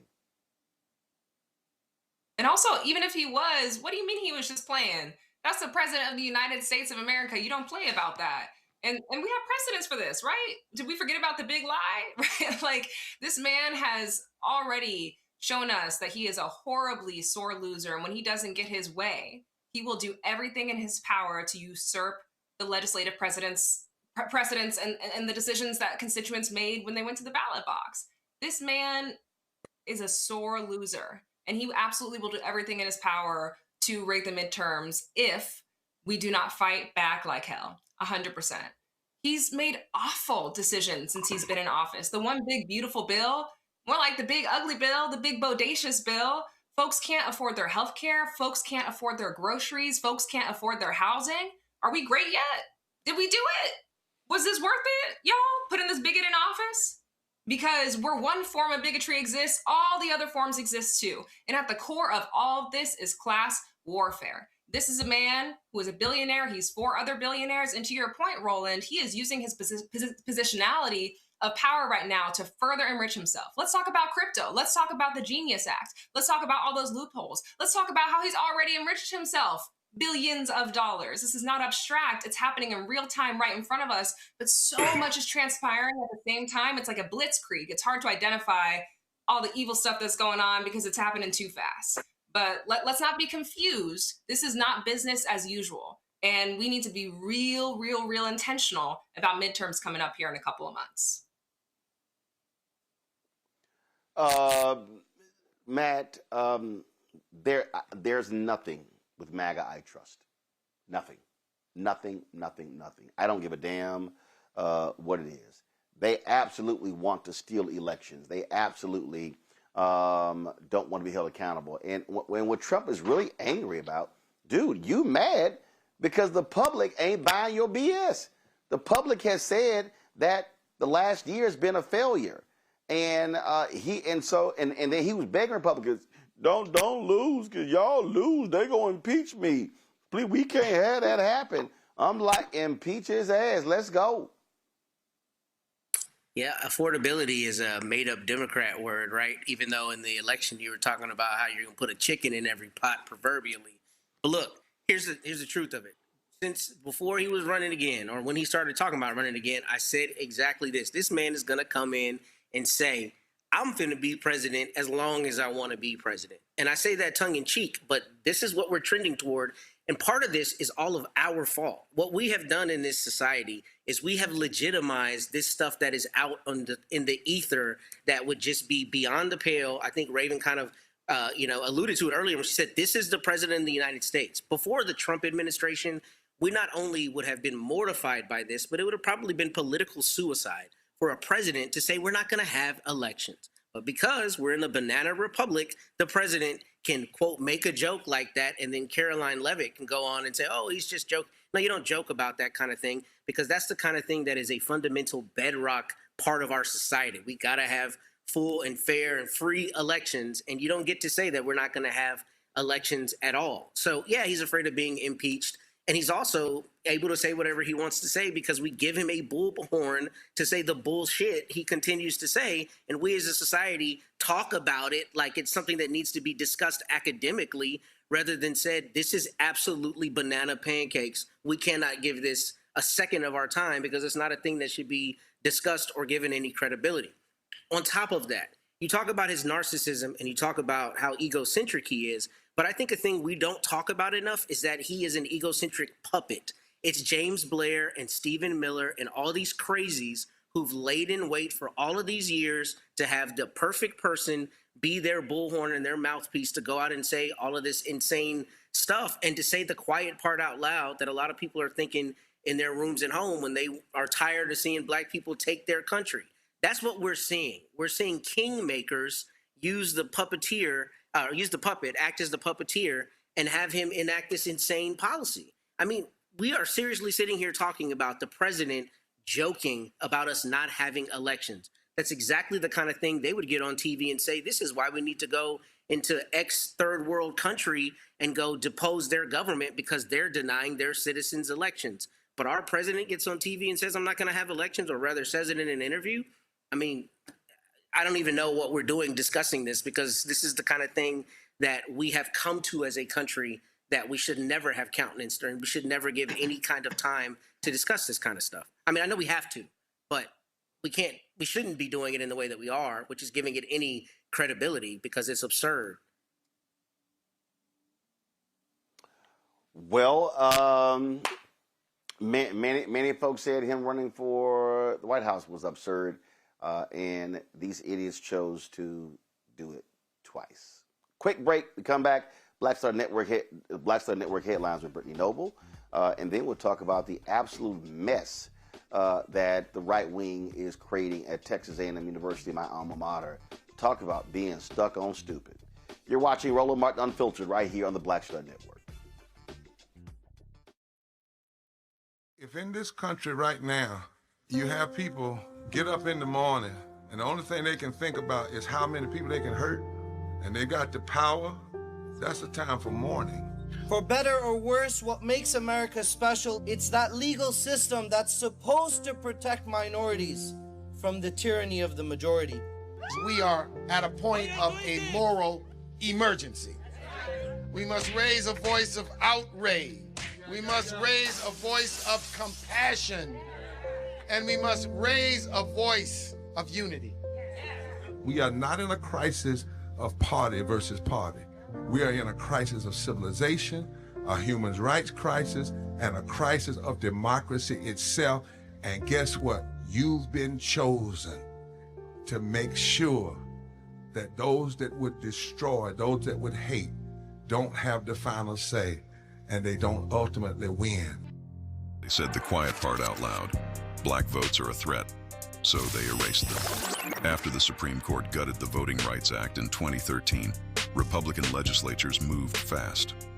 New voter ID laws, polling place shutdowns, purges of black voters from the rolls. Trump's Justice Department didn't stop it, they joined in. In 2018, his DOJ backed Ohio's voter purge system, a scheme that disproportionately erased black voters. Their goal, erase black votes and political power. Yeah, that happened. These are the kinds of stories that we cover every day on Roland Martin Unfiltered. Subscribe on YouTube and download the Black Star Network app.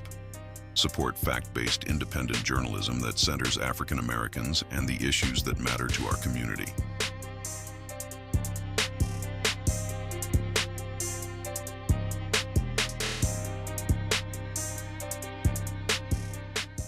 How you doing? I'm Mark Curry, and you're watching the Black Star Network. That's why I got these glasses on, because that black star is bright.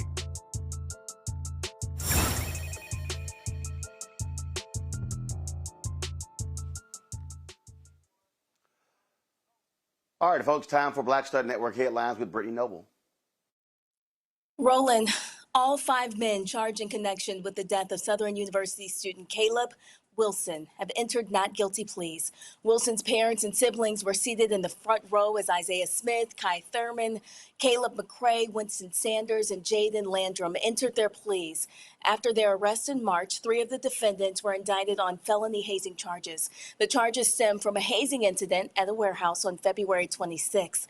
Police say 20-year-old Wilson was participating in an Omega Psi Phi fraternity ritual when he collapsed after being punched in the chest with boxing gloves. According to police, McCrae, who also faces a manslaughter charge, was identified as the one who punched Wilson. Their next court date is scheduled for April 28th. President Donald Trump released his long-awaited plan to tackle the high cost of health care. The proposal is largely a broad framework of the president's health care priorities, including reducing drug prices, lowering health insurance premiums, and increasing price transparency. What the plan does not recommend is extending the Affordable Care Act's enhanced premium subsidies, which expired at the end of last year and sent premiums soaring for more than 20 million Americans this year. The Senate is currently wrestling with whether to renew the subsidies. It also does not make changes to Medicare or Medicaid, which covers nearly 150 million people. Well, the FBI carried out a search warrant at the Virginia home of a Washington Post reporter this week. It's part of an investigation into a federal employee who is suspected of mishandling classified information. FBI Director Kash Patel confirmed on social media that police executed the search warrant, alleging the journalist received, quote, classified sensitive military information from a government contractor, endangering our war fighters and compromising America's national security. The alleged leaker was arrested this week and is in custody. The decision to execute a search warrant at the home of a journalist is highly unusual and could escalate the already tense relationship between the media and the Trump administration. Ludacris and Nelly have been added to the lineup for a MAGA music festival. It's for the 2026 Rock the Country Music Festival. While the gathering is an official political event, it has earned its MAGA nickname due to the country-themed lineup, pro-American branding, red state aesthetics, and connections to artists such as Kid Rock and Jason Aldean. Ludacris will appear on stage in South Carolina. Meanwhile, Nelly will be in the lineup in New York alongside Kid Rock. The pair have been slammed as sellouts and cash chasers. Well, Sierra and Russell Wilson joined the list of couples gaining citizenship outside the U.S., and singer and the Giants quarterback recently visited the West African country for the first time this month and discussed plans to bring American football over to that nation. The Wilsons made their citizenship official through a ceremony with the Beninese government. The program, My Afro Origins, encourages descendants of the sub-Saharan Africans to apply for citizenship, which can take as little as 3 months to complete. Roland. All right, Brittany, certainly appreciate it. Thanks a lot, folks. Let's now talk about what's happening at Texas A&M University. An ethics and public policy graduate course was canceled 3 days into the spring semester by the dean. Now, he canceled this because the professor, Dr. Leonard Bright, refused to submit the information needed to be exempt from a new ban on teaching gender and race ideology. Well, Dr. Bright shared on social media that his colleagues and students were informed about the cancellation of his ethics class before he was. This is the statement. Here's the message that TAMU sent to my entire college. My colleagues and students knew about the decision to cancel my ethics class before me. This disrespect my dean showed towards me was unwarranted. The message was clear. Be very afraid. No one can save you from being censored at Texas A&M. He and other faculty advocates expressed concerns about the lack of clarity regarding the rules of the ongoing course review, suggesting that administrators may be using this ambiguity to serve their advantage. Dr. Bright joins us right now. I'm glad to have you here. Doc, let's just be clear what's going on here.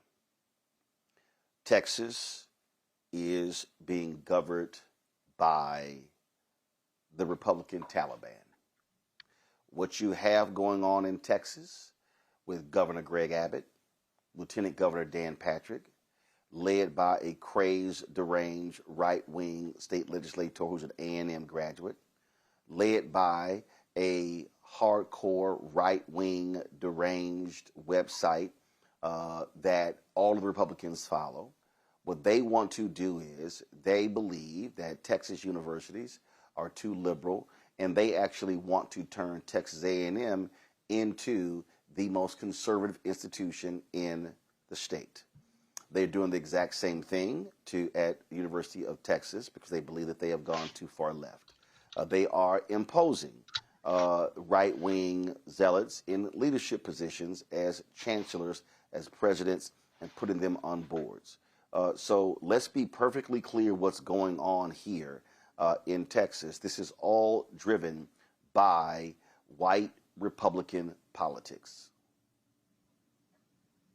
I absolutely agree. Yeah, I absolutely agree. And at the end of the day, as you said, they want to create an education system that basically promotes their ideology, and anyone else's sort of perspectives, they want to be censored and removed, or taken through a long sort of arduous process of validating that what you should say they approve of, and it is unfortunate, and Texas A&M certainly is one of those universities that said, at least in the past, that they value a broad, diverse education system, but it is clear that they are turning back on that idea, and now want to for lack of a better word, indoctrinate students toward one political agenda. Absolutely. And when you look at, there's another professor who now says, based upon these new rules they put in place, he can't teach Plato, which is unbelievable. And that's what's going on. They want to take power out of the hands of the faculty senate. The previous president of Texas A&M, General Welsh, a very good man, they felt he was too supportive of woke, of diversity. The governor got involved, saying that the president did not cancel Texas A&M attending a conference to recruit minority graduate students, that he would fire the president. These people do not believe in academic freedom. They do not believe in diversity of thought. And let's be clear. Texas is a state that is 60% people of color, 60% minority. What Republicans in Texas want to do is they want white domination, white control, adherence to a white right-wing ideology. Yes. Now, and one thing I would say is, when they were considering some of the policies that Texas A&M have put in place, this prohibition on this thing they're calling race ideology, which or gender ideologies. I mean, we're like, who does that? I mean, I don't know any professor that does that, and we're like, yeah, sure, yes, we don't do that, so good. We're good, right? And then it became evident that, I mean, obviously they realized that, well, that's not going to do what they wanted, so they revised the policy to kind of convolute now teaching and what they call advocacy, or and so now they sort of confuse these two, and arguing that no, what we really are doing, we're trying to stop now, are teaching on these topics. But wait, we don't really say you can't teach it. We're just going to say you need to have our approval, some exemption, because you might be advocating. Now the question here is that I think that some some citizens who are looking on this don't really know, or may not be fully realized, is that these policies were not sort of instituted, I would say, in a very democratic way. When the legislature had a chance to approve these policies, some of the politicians, they put this stuff in the bill. I was there. I was arguing against it. On our Hill here in Austin. And we were saying, don't do this. It's going to damage our education. And you know what? Too surprising. I have to give credit where credit is due. The Republicans said no. They took it out the bills. They would not advance the legislation forward.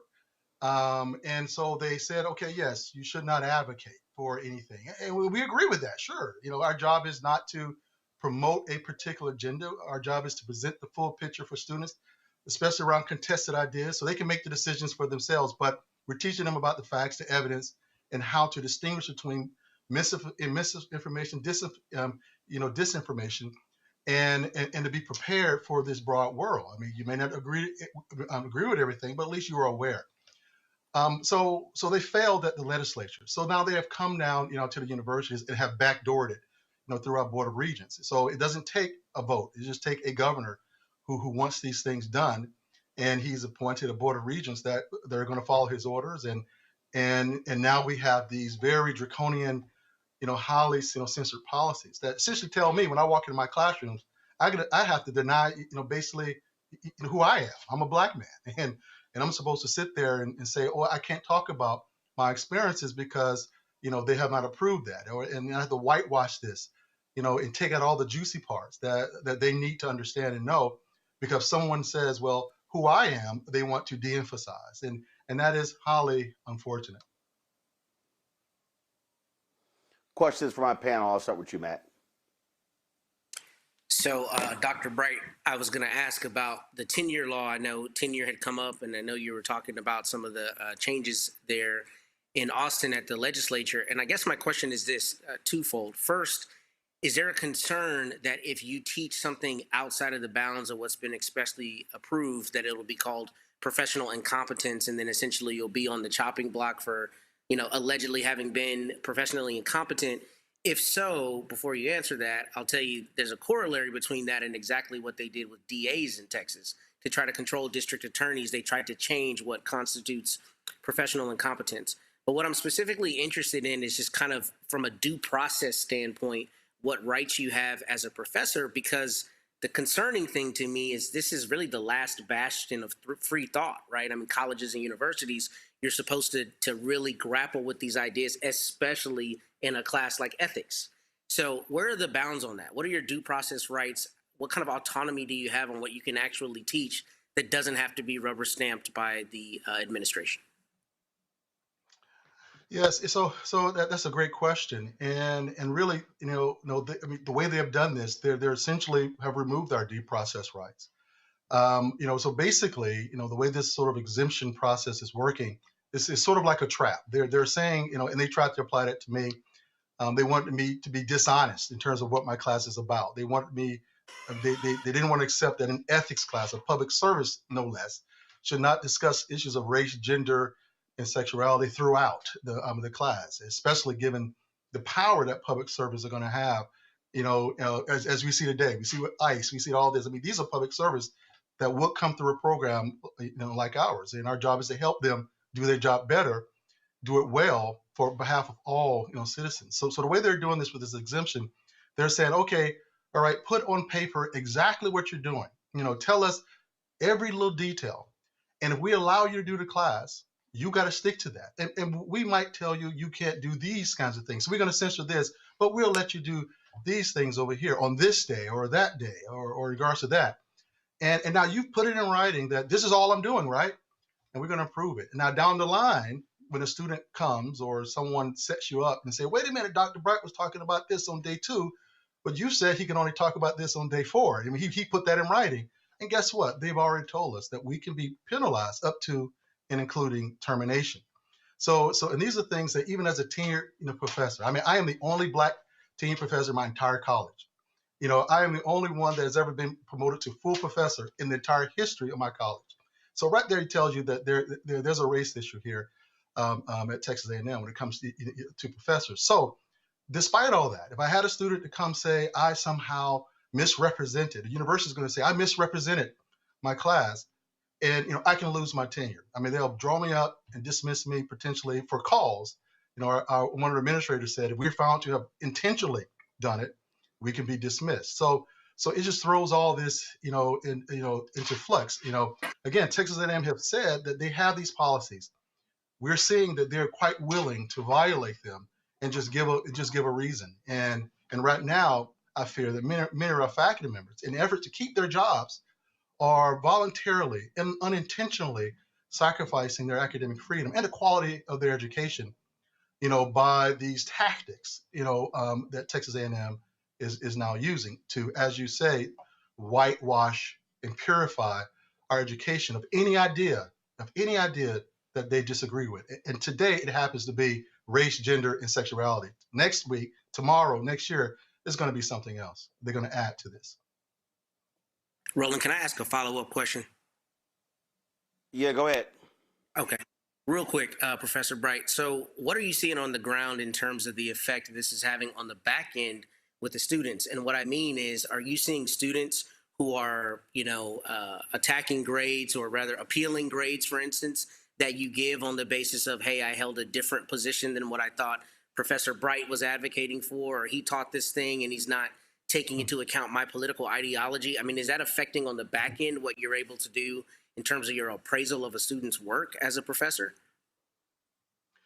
Yeah, so I have not seen any personal evidence of that. I'm sure it is quite concerning for all of us as faculty that, especially, we see examples at Oklahoma and so forth, where professors or instructors were basically accused of being arbitrary when someone literally did not do the assignment. It was like, okay, take this article, tell us academically what is, your reaction, and the student took the perspective of the Bible. And it's not that the Bible cannot be applied. It's just that in an academic setting, that is not a legitimate academic sort of source, to use. So that professor was dismissed on the grounds that, well, you were arbitrary, when everybody knows that at the end of the day, this is not what we expect, from our students. So there is fear that the way they're setting this up, especially with this ethics point, that we call the snitch portal, where basically students and faculty are told, snitch on each other, tell on them, tell us, if they're doing something wrong, so that we can bring the full force of the state upon them. And this could definitely can involve grades and grade disputes when someone comes in and say, you disqualify my perspective. So it really speaks to the importance of us designing our course in ways that demonstrates that we're not trying to disqualify anyone's ideas, as long as they're not hateful or illegal. I would say that's my line. If it's not hateful or illegal, let's talk about it. I don't have to agree with you. You don't have to agree with other points of view, but I want you to hear them and understand them and apply them if possible. Raven. Professor Bright, thank you so much for coming on to the show tonight and sharing this harrowing experience. As someone who spent most of my life in academia before I became a content creator and correspondent, I am just so heartbroken to see how the academy is being attacked in particular ways by this regime and Project 2025 and sort of all of these various apparatuses that we're seeing play out on local levels. I really want to talk about recourse. Do you have any recourse in a situation like this with the Board of Regents? And also, how does this impact your feelings about staying at A&M, right? I can imagine that it's created a very hostile and uncomfortable environment for you personally as a professor. Yeah, so really at this point, we have no recourse to change these policies. It is clear that, despite the opposition to this, and I'm one of the, I have not seen any evidence that this is what all of Texans, the majority of Texans want. This is not what our employers want. This is what a very small group of very powerful, I would say, conservatives that are pushing their agenda on everyone else. So we have no recourse at this point, especially given that our universities and our Board of Regents report to the governor. So there's nothing immediate, that we can do. They can put these policies in place. As a matter of fact, they've strengthened their ability to do this, without, any, need to consult anyone. I mean, they don't have to talk to us. They don't talk to anybody. They can do what they want to do now, and that has been even more strengthened through these latest laws, SB 37, and so forth. I think the only immediate thing that we can do is for the parents and the students and the end users of education to realize that this is not what we don't want our students, our young ones, to be unprepared for the world that is here and that is growing more and more diverse. And that's as has been alluded to, that the world is changing and this country is going to change. They see it. They see it in high school. and they're afraid of that. So they're trying to put the things in place that will try to hold that back. But so the things that we're trying to do now is, especially as I'm the president of the American Society of University Professors here at College Station, is to kind of prepare the faculty, give them some advice, provide legal assistance as they need it to try to, first of all, certainly keep their jobs, but also encourage them that they can stand up, that they can, we can try to push back as best as we can against these incursions into higher education. My personal feelings about being here, I believe that I was brought here. I was brought here for a purpose. I'm a religious person. I believe in destiny, and I don't believe that God makes mistakes. I arrived here probably believing that I'll be here for 2 years and I'll be gone. But I came here and I just got to work, and there were just things here that I saw that I wanted to improve. I wanted to try to contribute to, and these issues just called on to me. They pointed me out, say, "Hey, Leonard, here I am."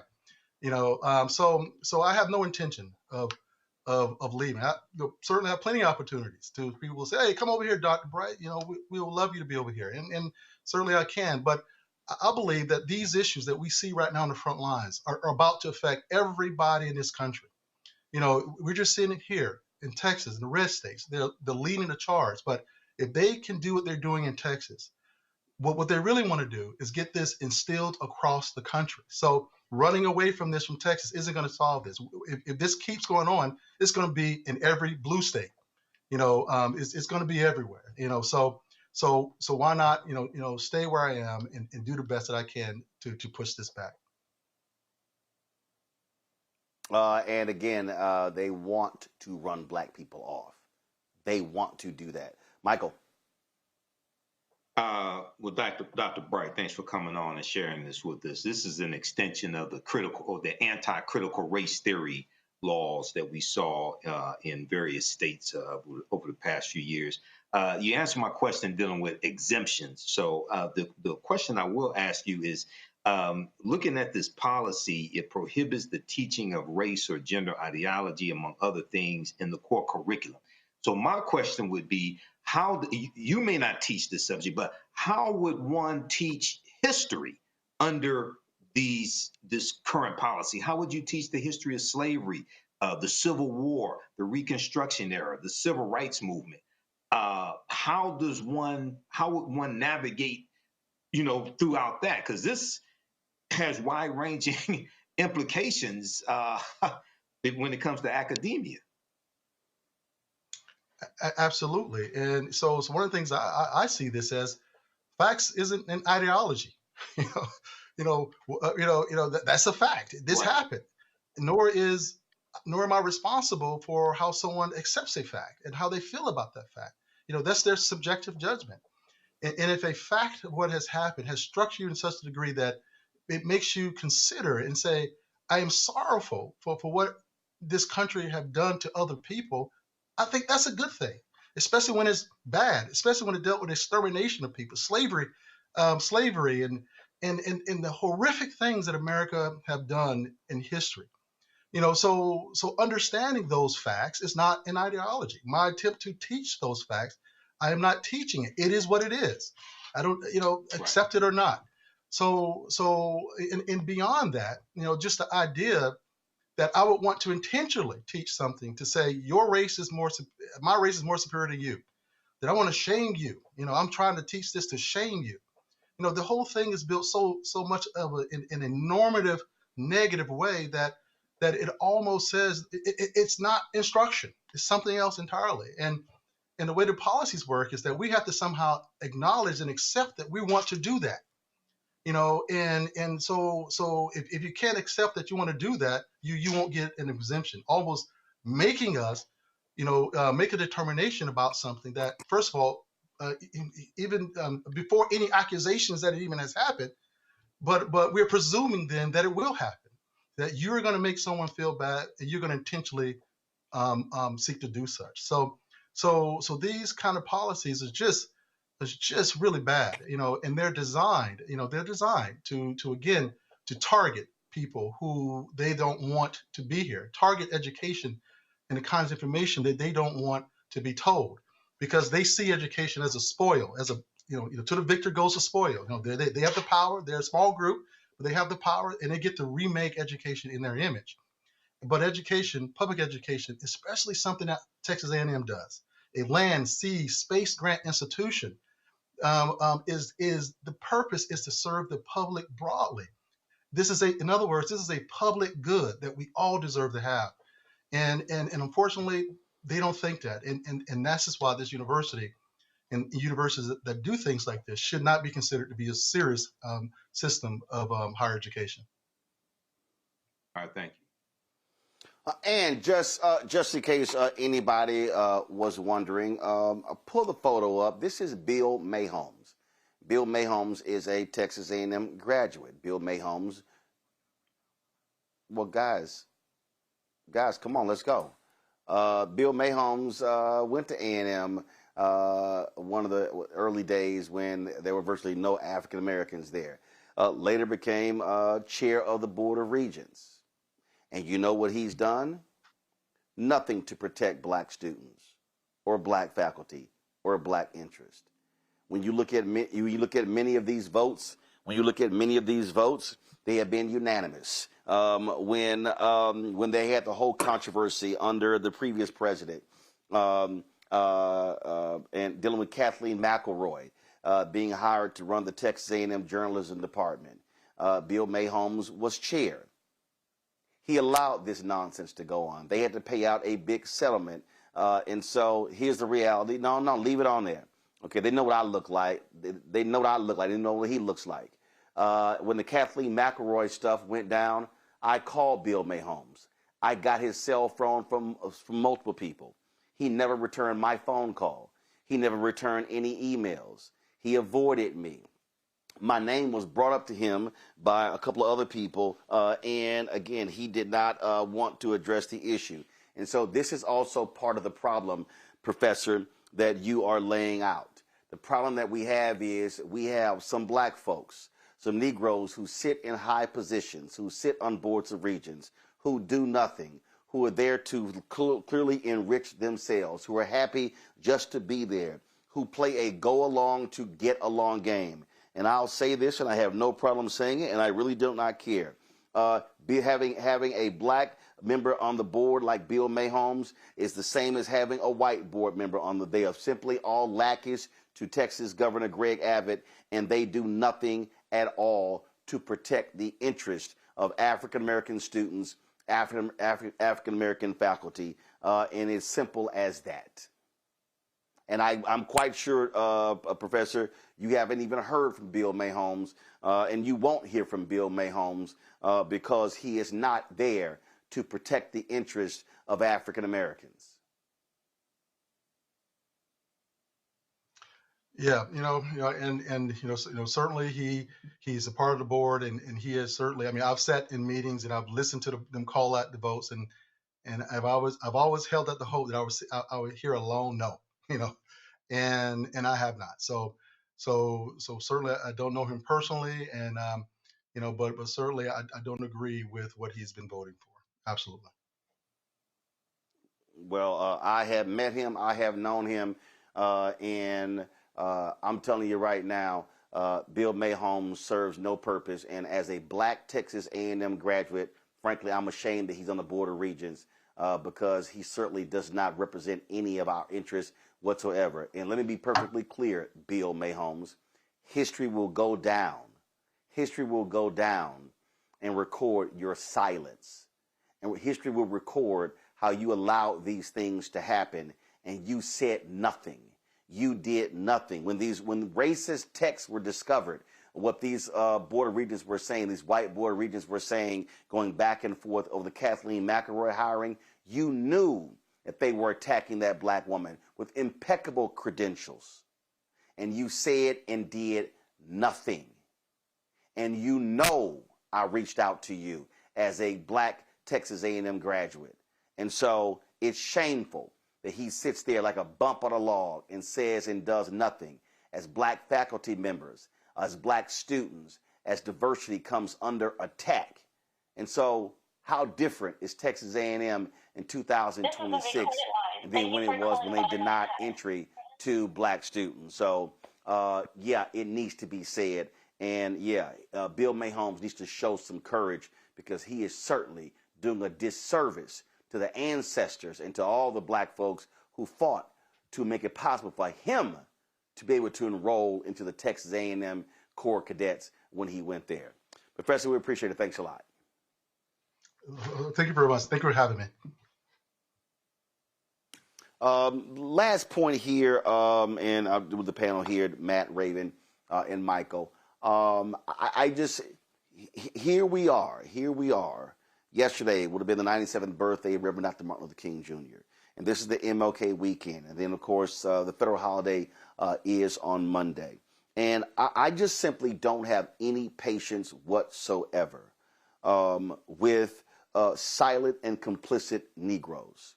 To me, if you have these black folks in Texas and other parts of the country who are sitting there silent and who are watching as individuals want to roll us back and launch Jim Crow 2.0, and they do nothing. When you look at the racial attacks of Donald Trump that are taking place all across this country, unleashed against African Americans, and these Negroes defend him like he's their daddy. And yes, I'm talking about you, Byron Donalds. I'm talking about you, Burgess Owens. I'm talking about you, Texas Congressman Wesley Hunt. I'm talking about you, Senator Tim Scott. They absolutely say nothing.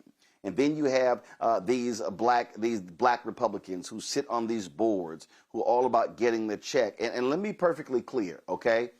I personally know black Republicans and black conservatives who don't support this mess, who have spoken out. I know them, but I'm telling you right now, I will not be silent and watch as these lackeys throw us under the bus for personal gain, to fatten their pocketbooks, to be accepted at Mar-a-Lago and in these country clubs. And I'm sorry, if these folks don't give a damn about them and they are there for window dressing, and they need to be called out, and they deserve to be called out. And Raven, on this weekend, I don't want to hear shit from any of these white MAGA folks or the black ones using King quotes and talking about any of that, because none of these people give a damn about the agenda that King was advancing then and would be advancing today.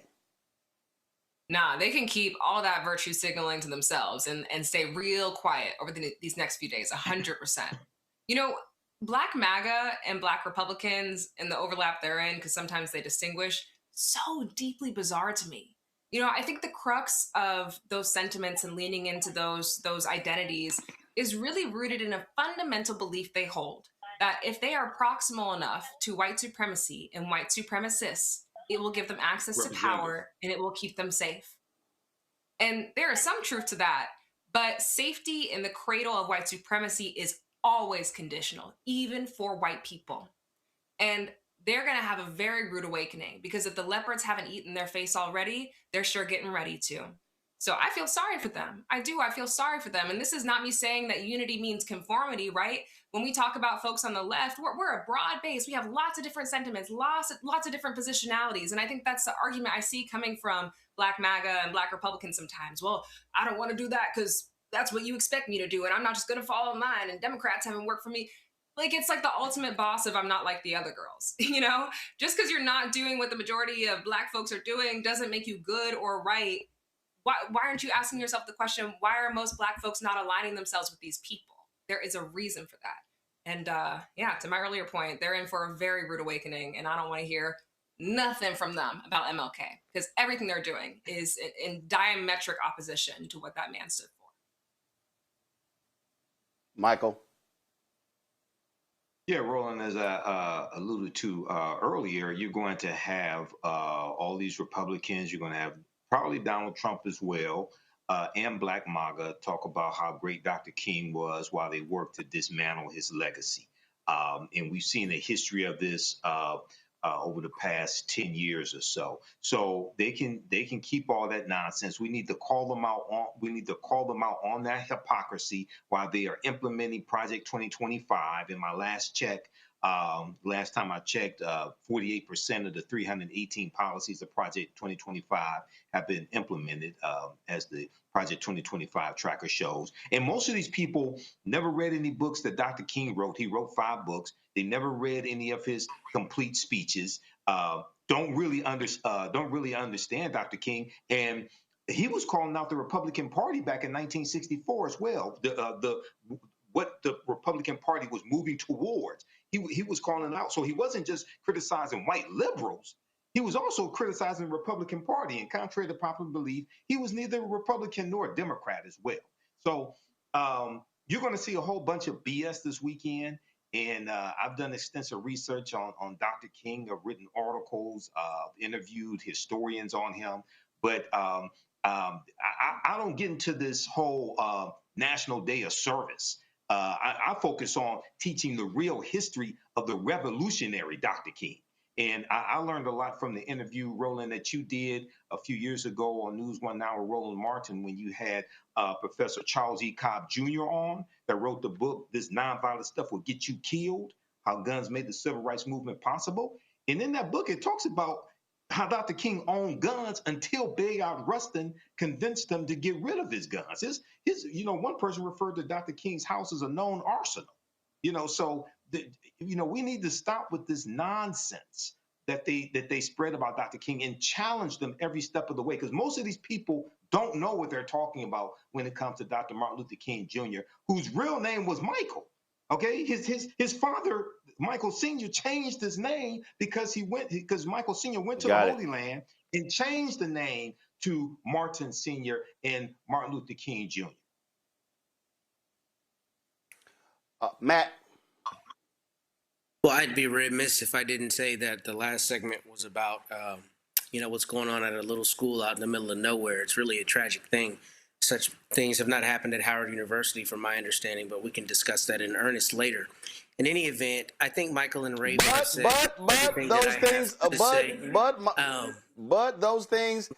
those things are happening at your parents' alma mater, University of Texas. Notice I didn't talk about the University of Texas. That's neither here nor there. I'm going to continue making my comment, which is this. I think Dr. King would talk about all of the verses in the Bible that talk about strangers, and then would full-throatedly denounce ICE and what's happening. And what we know is they're going to do the same political pageantry where they use him as a mascot, as they do every year, despite the fact that were he alive, they would be calling him everything but a child of God. So we know that that's going to happen. I think Michael and Raven said that, and it doesn't surprise me what's happening at Texas A&M University. Well, the reality is the New York Times did a huge story talking about how the right wing is doing the exact same thing at the University of Texas. I just saw a story the other day with a chancellor at Texas Tech University when it came to, he literally crapped all over gender studies and said, hey, if you want to study that stuff, this ain't the place for you. What the right wing in Texas is doing, and I'm talking about Texas Governor Greg Abbott, and see, this is again why voting matters. When you talk about this whole deal and how these things are not changing. Right now, Abbott is sitting on $106 million to run for re-election governor of Texas. And so they're going to swamp the state. Can he be beaten? Yes, if the state gets organized. But if Democrats continue to play these silly games and not focus on going into black communities and going into Latino communities and having a message and talking to people on the ground, you're going to keep losing. I do not believe for a second. Texas does not have to be a solid red state. I remember when people claimed Georgia was a solid red state. We see that as well. But the reality is, and I'm going to say this again, folks, what we have is we've got the right-wing Taliban right here in the United States. That's what we have going on right now. And these people, they want to drive a white supremacist agenda, and we had better understand this 100%. So on this weekend, and I'll say this here, Michael alluded to this here, and I'll speak on it as well. I don't give a shit about day of service. Let me say this again, okay? And this has been my chief criticism when it comes to how we have treated Reverend Dr. Martin Luther King Jr. and the civil rights movement, or what I call the Black Freedom Movement. I am sick of Dr. King being positioned as a civil rights bobblehead. I'm sick of people sitting here saying, oh my God, Dr. King wanted all of us to get along. Dr. King wanted us to get together and to do these things together. No, Dr. King was a radical. Dr. King was somebody who had a radical vision for this country. He was not just about, oh, can we all just be nice and wonderful and get along? No, that was not the case. He was a radical. And so we have to act like it. If you ask me, what would Reverend Dr. Martin Luther King say or do this weekend or Monday, it would not be a day of service. He would not be at a food bank. He would not be serving meals. He would not be planting trees. He would be leading a mass protest. He would be leading mass protests against the actions of ICE. He would be leading a mass protest against the anti-black agenda of Donald Trump and MAGA. So really what really has to come back is this radical king. That's what has to come back. And so what needs to happen when we have all of these celebrations, we black people have got to stop this bullshit of the bobblehead figure. I spoke last night to the Columbus Education Association, and we had some issues. The live view server, something happened, so it crashed, and so we didn't finish streaming the speech. Keenan let me know if they finally send us the speech and if it's ready so we can stream it tonight. And this is what I said to them last night. And what they did was they played a portion of Dr. King's speech, and they really played, I dare say, the last 4 to 5 minutes of that sermon he gave on April 3rd, 1968 at Mason Temple in Memphis, Tennessee. And what I said to them was, please do me a favor, stop playing that part. And I appreciate the mountaintop part. I appreciate that. But in the same 43-minute and 16-second sermon, Dr. King talked about protest. He talked about economic withdrawal. He used the phrase, referencing Reverend Jesse Jackson Sr., saying, Jesse, what do you call it? Redistributing the pain. He name-checked companies that black folks in Memphis needed to be boycotting and pulling their money out of. That's what King would be doing. If King is alive, if King was alive, if Abernathy was alive, if James Orange was alive, if Septima Clark, if Fannie Lou Hamer, Bob Moses, Annie Lou Cooper, you talk about Miss Boynton, we can go on and on. Fred Shuttlesworth, you know what they would be doing? They'll be standing with those people saying, no, we're not going to work on January 23rd in Minneapolis. That's what they would be doing. And so I need black people. I need us to stop trying to have the nice and cute and go along to get along king, because you know what? It's just, no, we ain't do. Yeah, I was sitting here and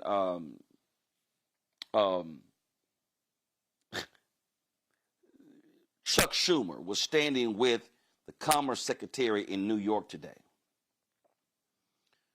touting jobs coming to New York State. And Luke Riddell is a reporter. Y'all gonna love this here. He said, the tweet was, when I asked Commerce Secretary Howard Lutnick why Trump should get credit for jobs coming to CNY when he opposed the CHIPS Act, Schumer interjected, quote, we're not looking for one side or the other. Lutnick jumps in, we took a good start and made it great working together. Later on, Riddell interviewed Schumer, and he asked him, why did he do that? Schumer said he stepped in because, quote, today's a day for bipartisanship. Minutes later, Lutnick said the bill that Schumer wrote was full of, quote, DEI crap, and we cut out the bullshit. See, this is what I'm talking about right here. See, the Schumers of the world, oh no, this is a moment of bipartisanship. And Lutnick, when you're not around, trash is your own damn bill. This is how they play. And so what I am saying is, I need our folks to say, well, we're not playing that game. No. This is where we say, we are going to bring back radical king. That's what we're going to do, bring that back. And so I need our folks. So when y'all go to these MLK events, all that little nicety stuff, so tomorrow at 6 p.m., when I speak at the City of Dallas's MLK Gala, I got a word for them. Because in this city, do you know what this city was about? In this city, it was called the City of Accommodation. Dallas didn't have a significant role in the civil rights movement. Now, there were individuals who were doing stuff, but it was called the City of Accommodation. Jim Schultz put out a book on this very issue. And what you still have today, you got some accommodating Negroes who are personally profiting, but our people as a whole are getting screwed. So, yeah, I'm going to have something to say. Dallas. Come Monday, I'm going to tell you, Monday show, Tuesday show, I'm going to tell you about also a lawsuit that we just got a judgment against a black-owned company that cheated us out of building our Sprinter. We got a $555,000 judgment against that company. I'm going to give you all the details next week. And so I wasn't going to do it today, but I'm going to push it. And so we'll do that. Let me thank Matt. Let me thank Raven. Let me thank Michael. Y'all have a great MLK weekend. And I appreciate you being on today's show. Folks, support the work that we do by joining our Bring the Funk fan club. Ain't nobody else speaking truth to power like we are. And so we look at the content that we're producing with digital shows and online as well. It is unmatched by anyone else, but your support is absolutely critical. We need 20,000 people contributing a minimum of $50 each a year over the next 11 months. Comes up to $4.19 a month, 13 cents a day. We got people who can't give that amount. We got people who can give more. We appreciate every single dollar, but the target goal is to raise $1 million to offset our costs. We spend about $195,000 a month covering everything, and staff and equipment and travel and internet services and all that stuff. And so your support really does matter in helping us to do that. And so do me a favor. If you want to contribute via Cash App, use the Stripe QR code. You see it right here on the screen. You can use that for credit cards as well. Make checks and money orders payable to Roland Martin Unfiltered. Send them to P.O. Box 57196, Washington, D.C., 2003 7-0196. PayPal is R Martin Unfiltered. Venmo's RM Unfiltered. Zelle, Roland at RolandSMartin.com. Roland at RolandMartinUnfiltered.com. Download the Black Star Network app. Available on Apple phone, Android phone, Apple TV, Android TV, Roku, Amazon Fire TV, and Samsung Smart TV. Be sure to get our Roland Martin's Black Star Network swag. You can get all of that by going to shopblackstarnetwork.com. Shopblackstarnetwork.com. Folks, we got lots of black-owned companies who have their products on our website. If you look at all the products right there in the studio, all of those products, actually, you should zoom that out, man, because we got some other stuff. Man, all of that stuff, folks, available at shopblackstarnetwork.com, shopblackstarnetwork.com. And so support black-owned media, support these black companies. And fan base, I just saw a note, less than $100,000 left in the raise. They've hit $16.9 million. The goal is $17 million. If you want to invest in fan base, you ain't got much time. Get more information at startengine.com/fanbase. But if you don't want to do that, or if you do, be sure to download the app Fanbase. Download the app Fanbase. Folks, that's it. Shout out to my Houston Texans playing the New England Patriots on Sunday. Good luck to the Texans. Antoine is directing today's show. He a little Dallas Cowboy fan. They didn't make it. So he a little salty how well my Texans doing. And so is that Commanders fan in the control room, Terrell, as well. Looks like I think I'm the only person here with a playoff team that's still going, right? Okay. All right. Folks, so again, good luck to my Texans on Sunday. Hey, we're going to be, one of the things that we're going to be doing is we're going to be restreaming. We're trying to get it, we're going to be restreaming. Oh, Matt got something to say? What he got to, what? They about trying to hear from Matt. We done heard from Matt. What he got to say? Go Cowboys. Matt, y'all not even in the playoffs. Y'all finished 7th. Your season is over. You can't even wear your jersey anywhere. So, you Cowboy fans, all y'all have to look forward to right now is the NFL draft in April. Yeah, because you didn't make it. The only Texas team that's in the playoffs that made it, the Houston Texans. Suck it up. We're better than you are. All right, y'all. Again, City of Dallas MLK Gala tomorrow, 6 p.m.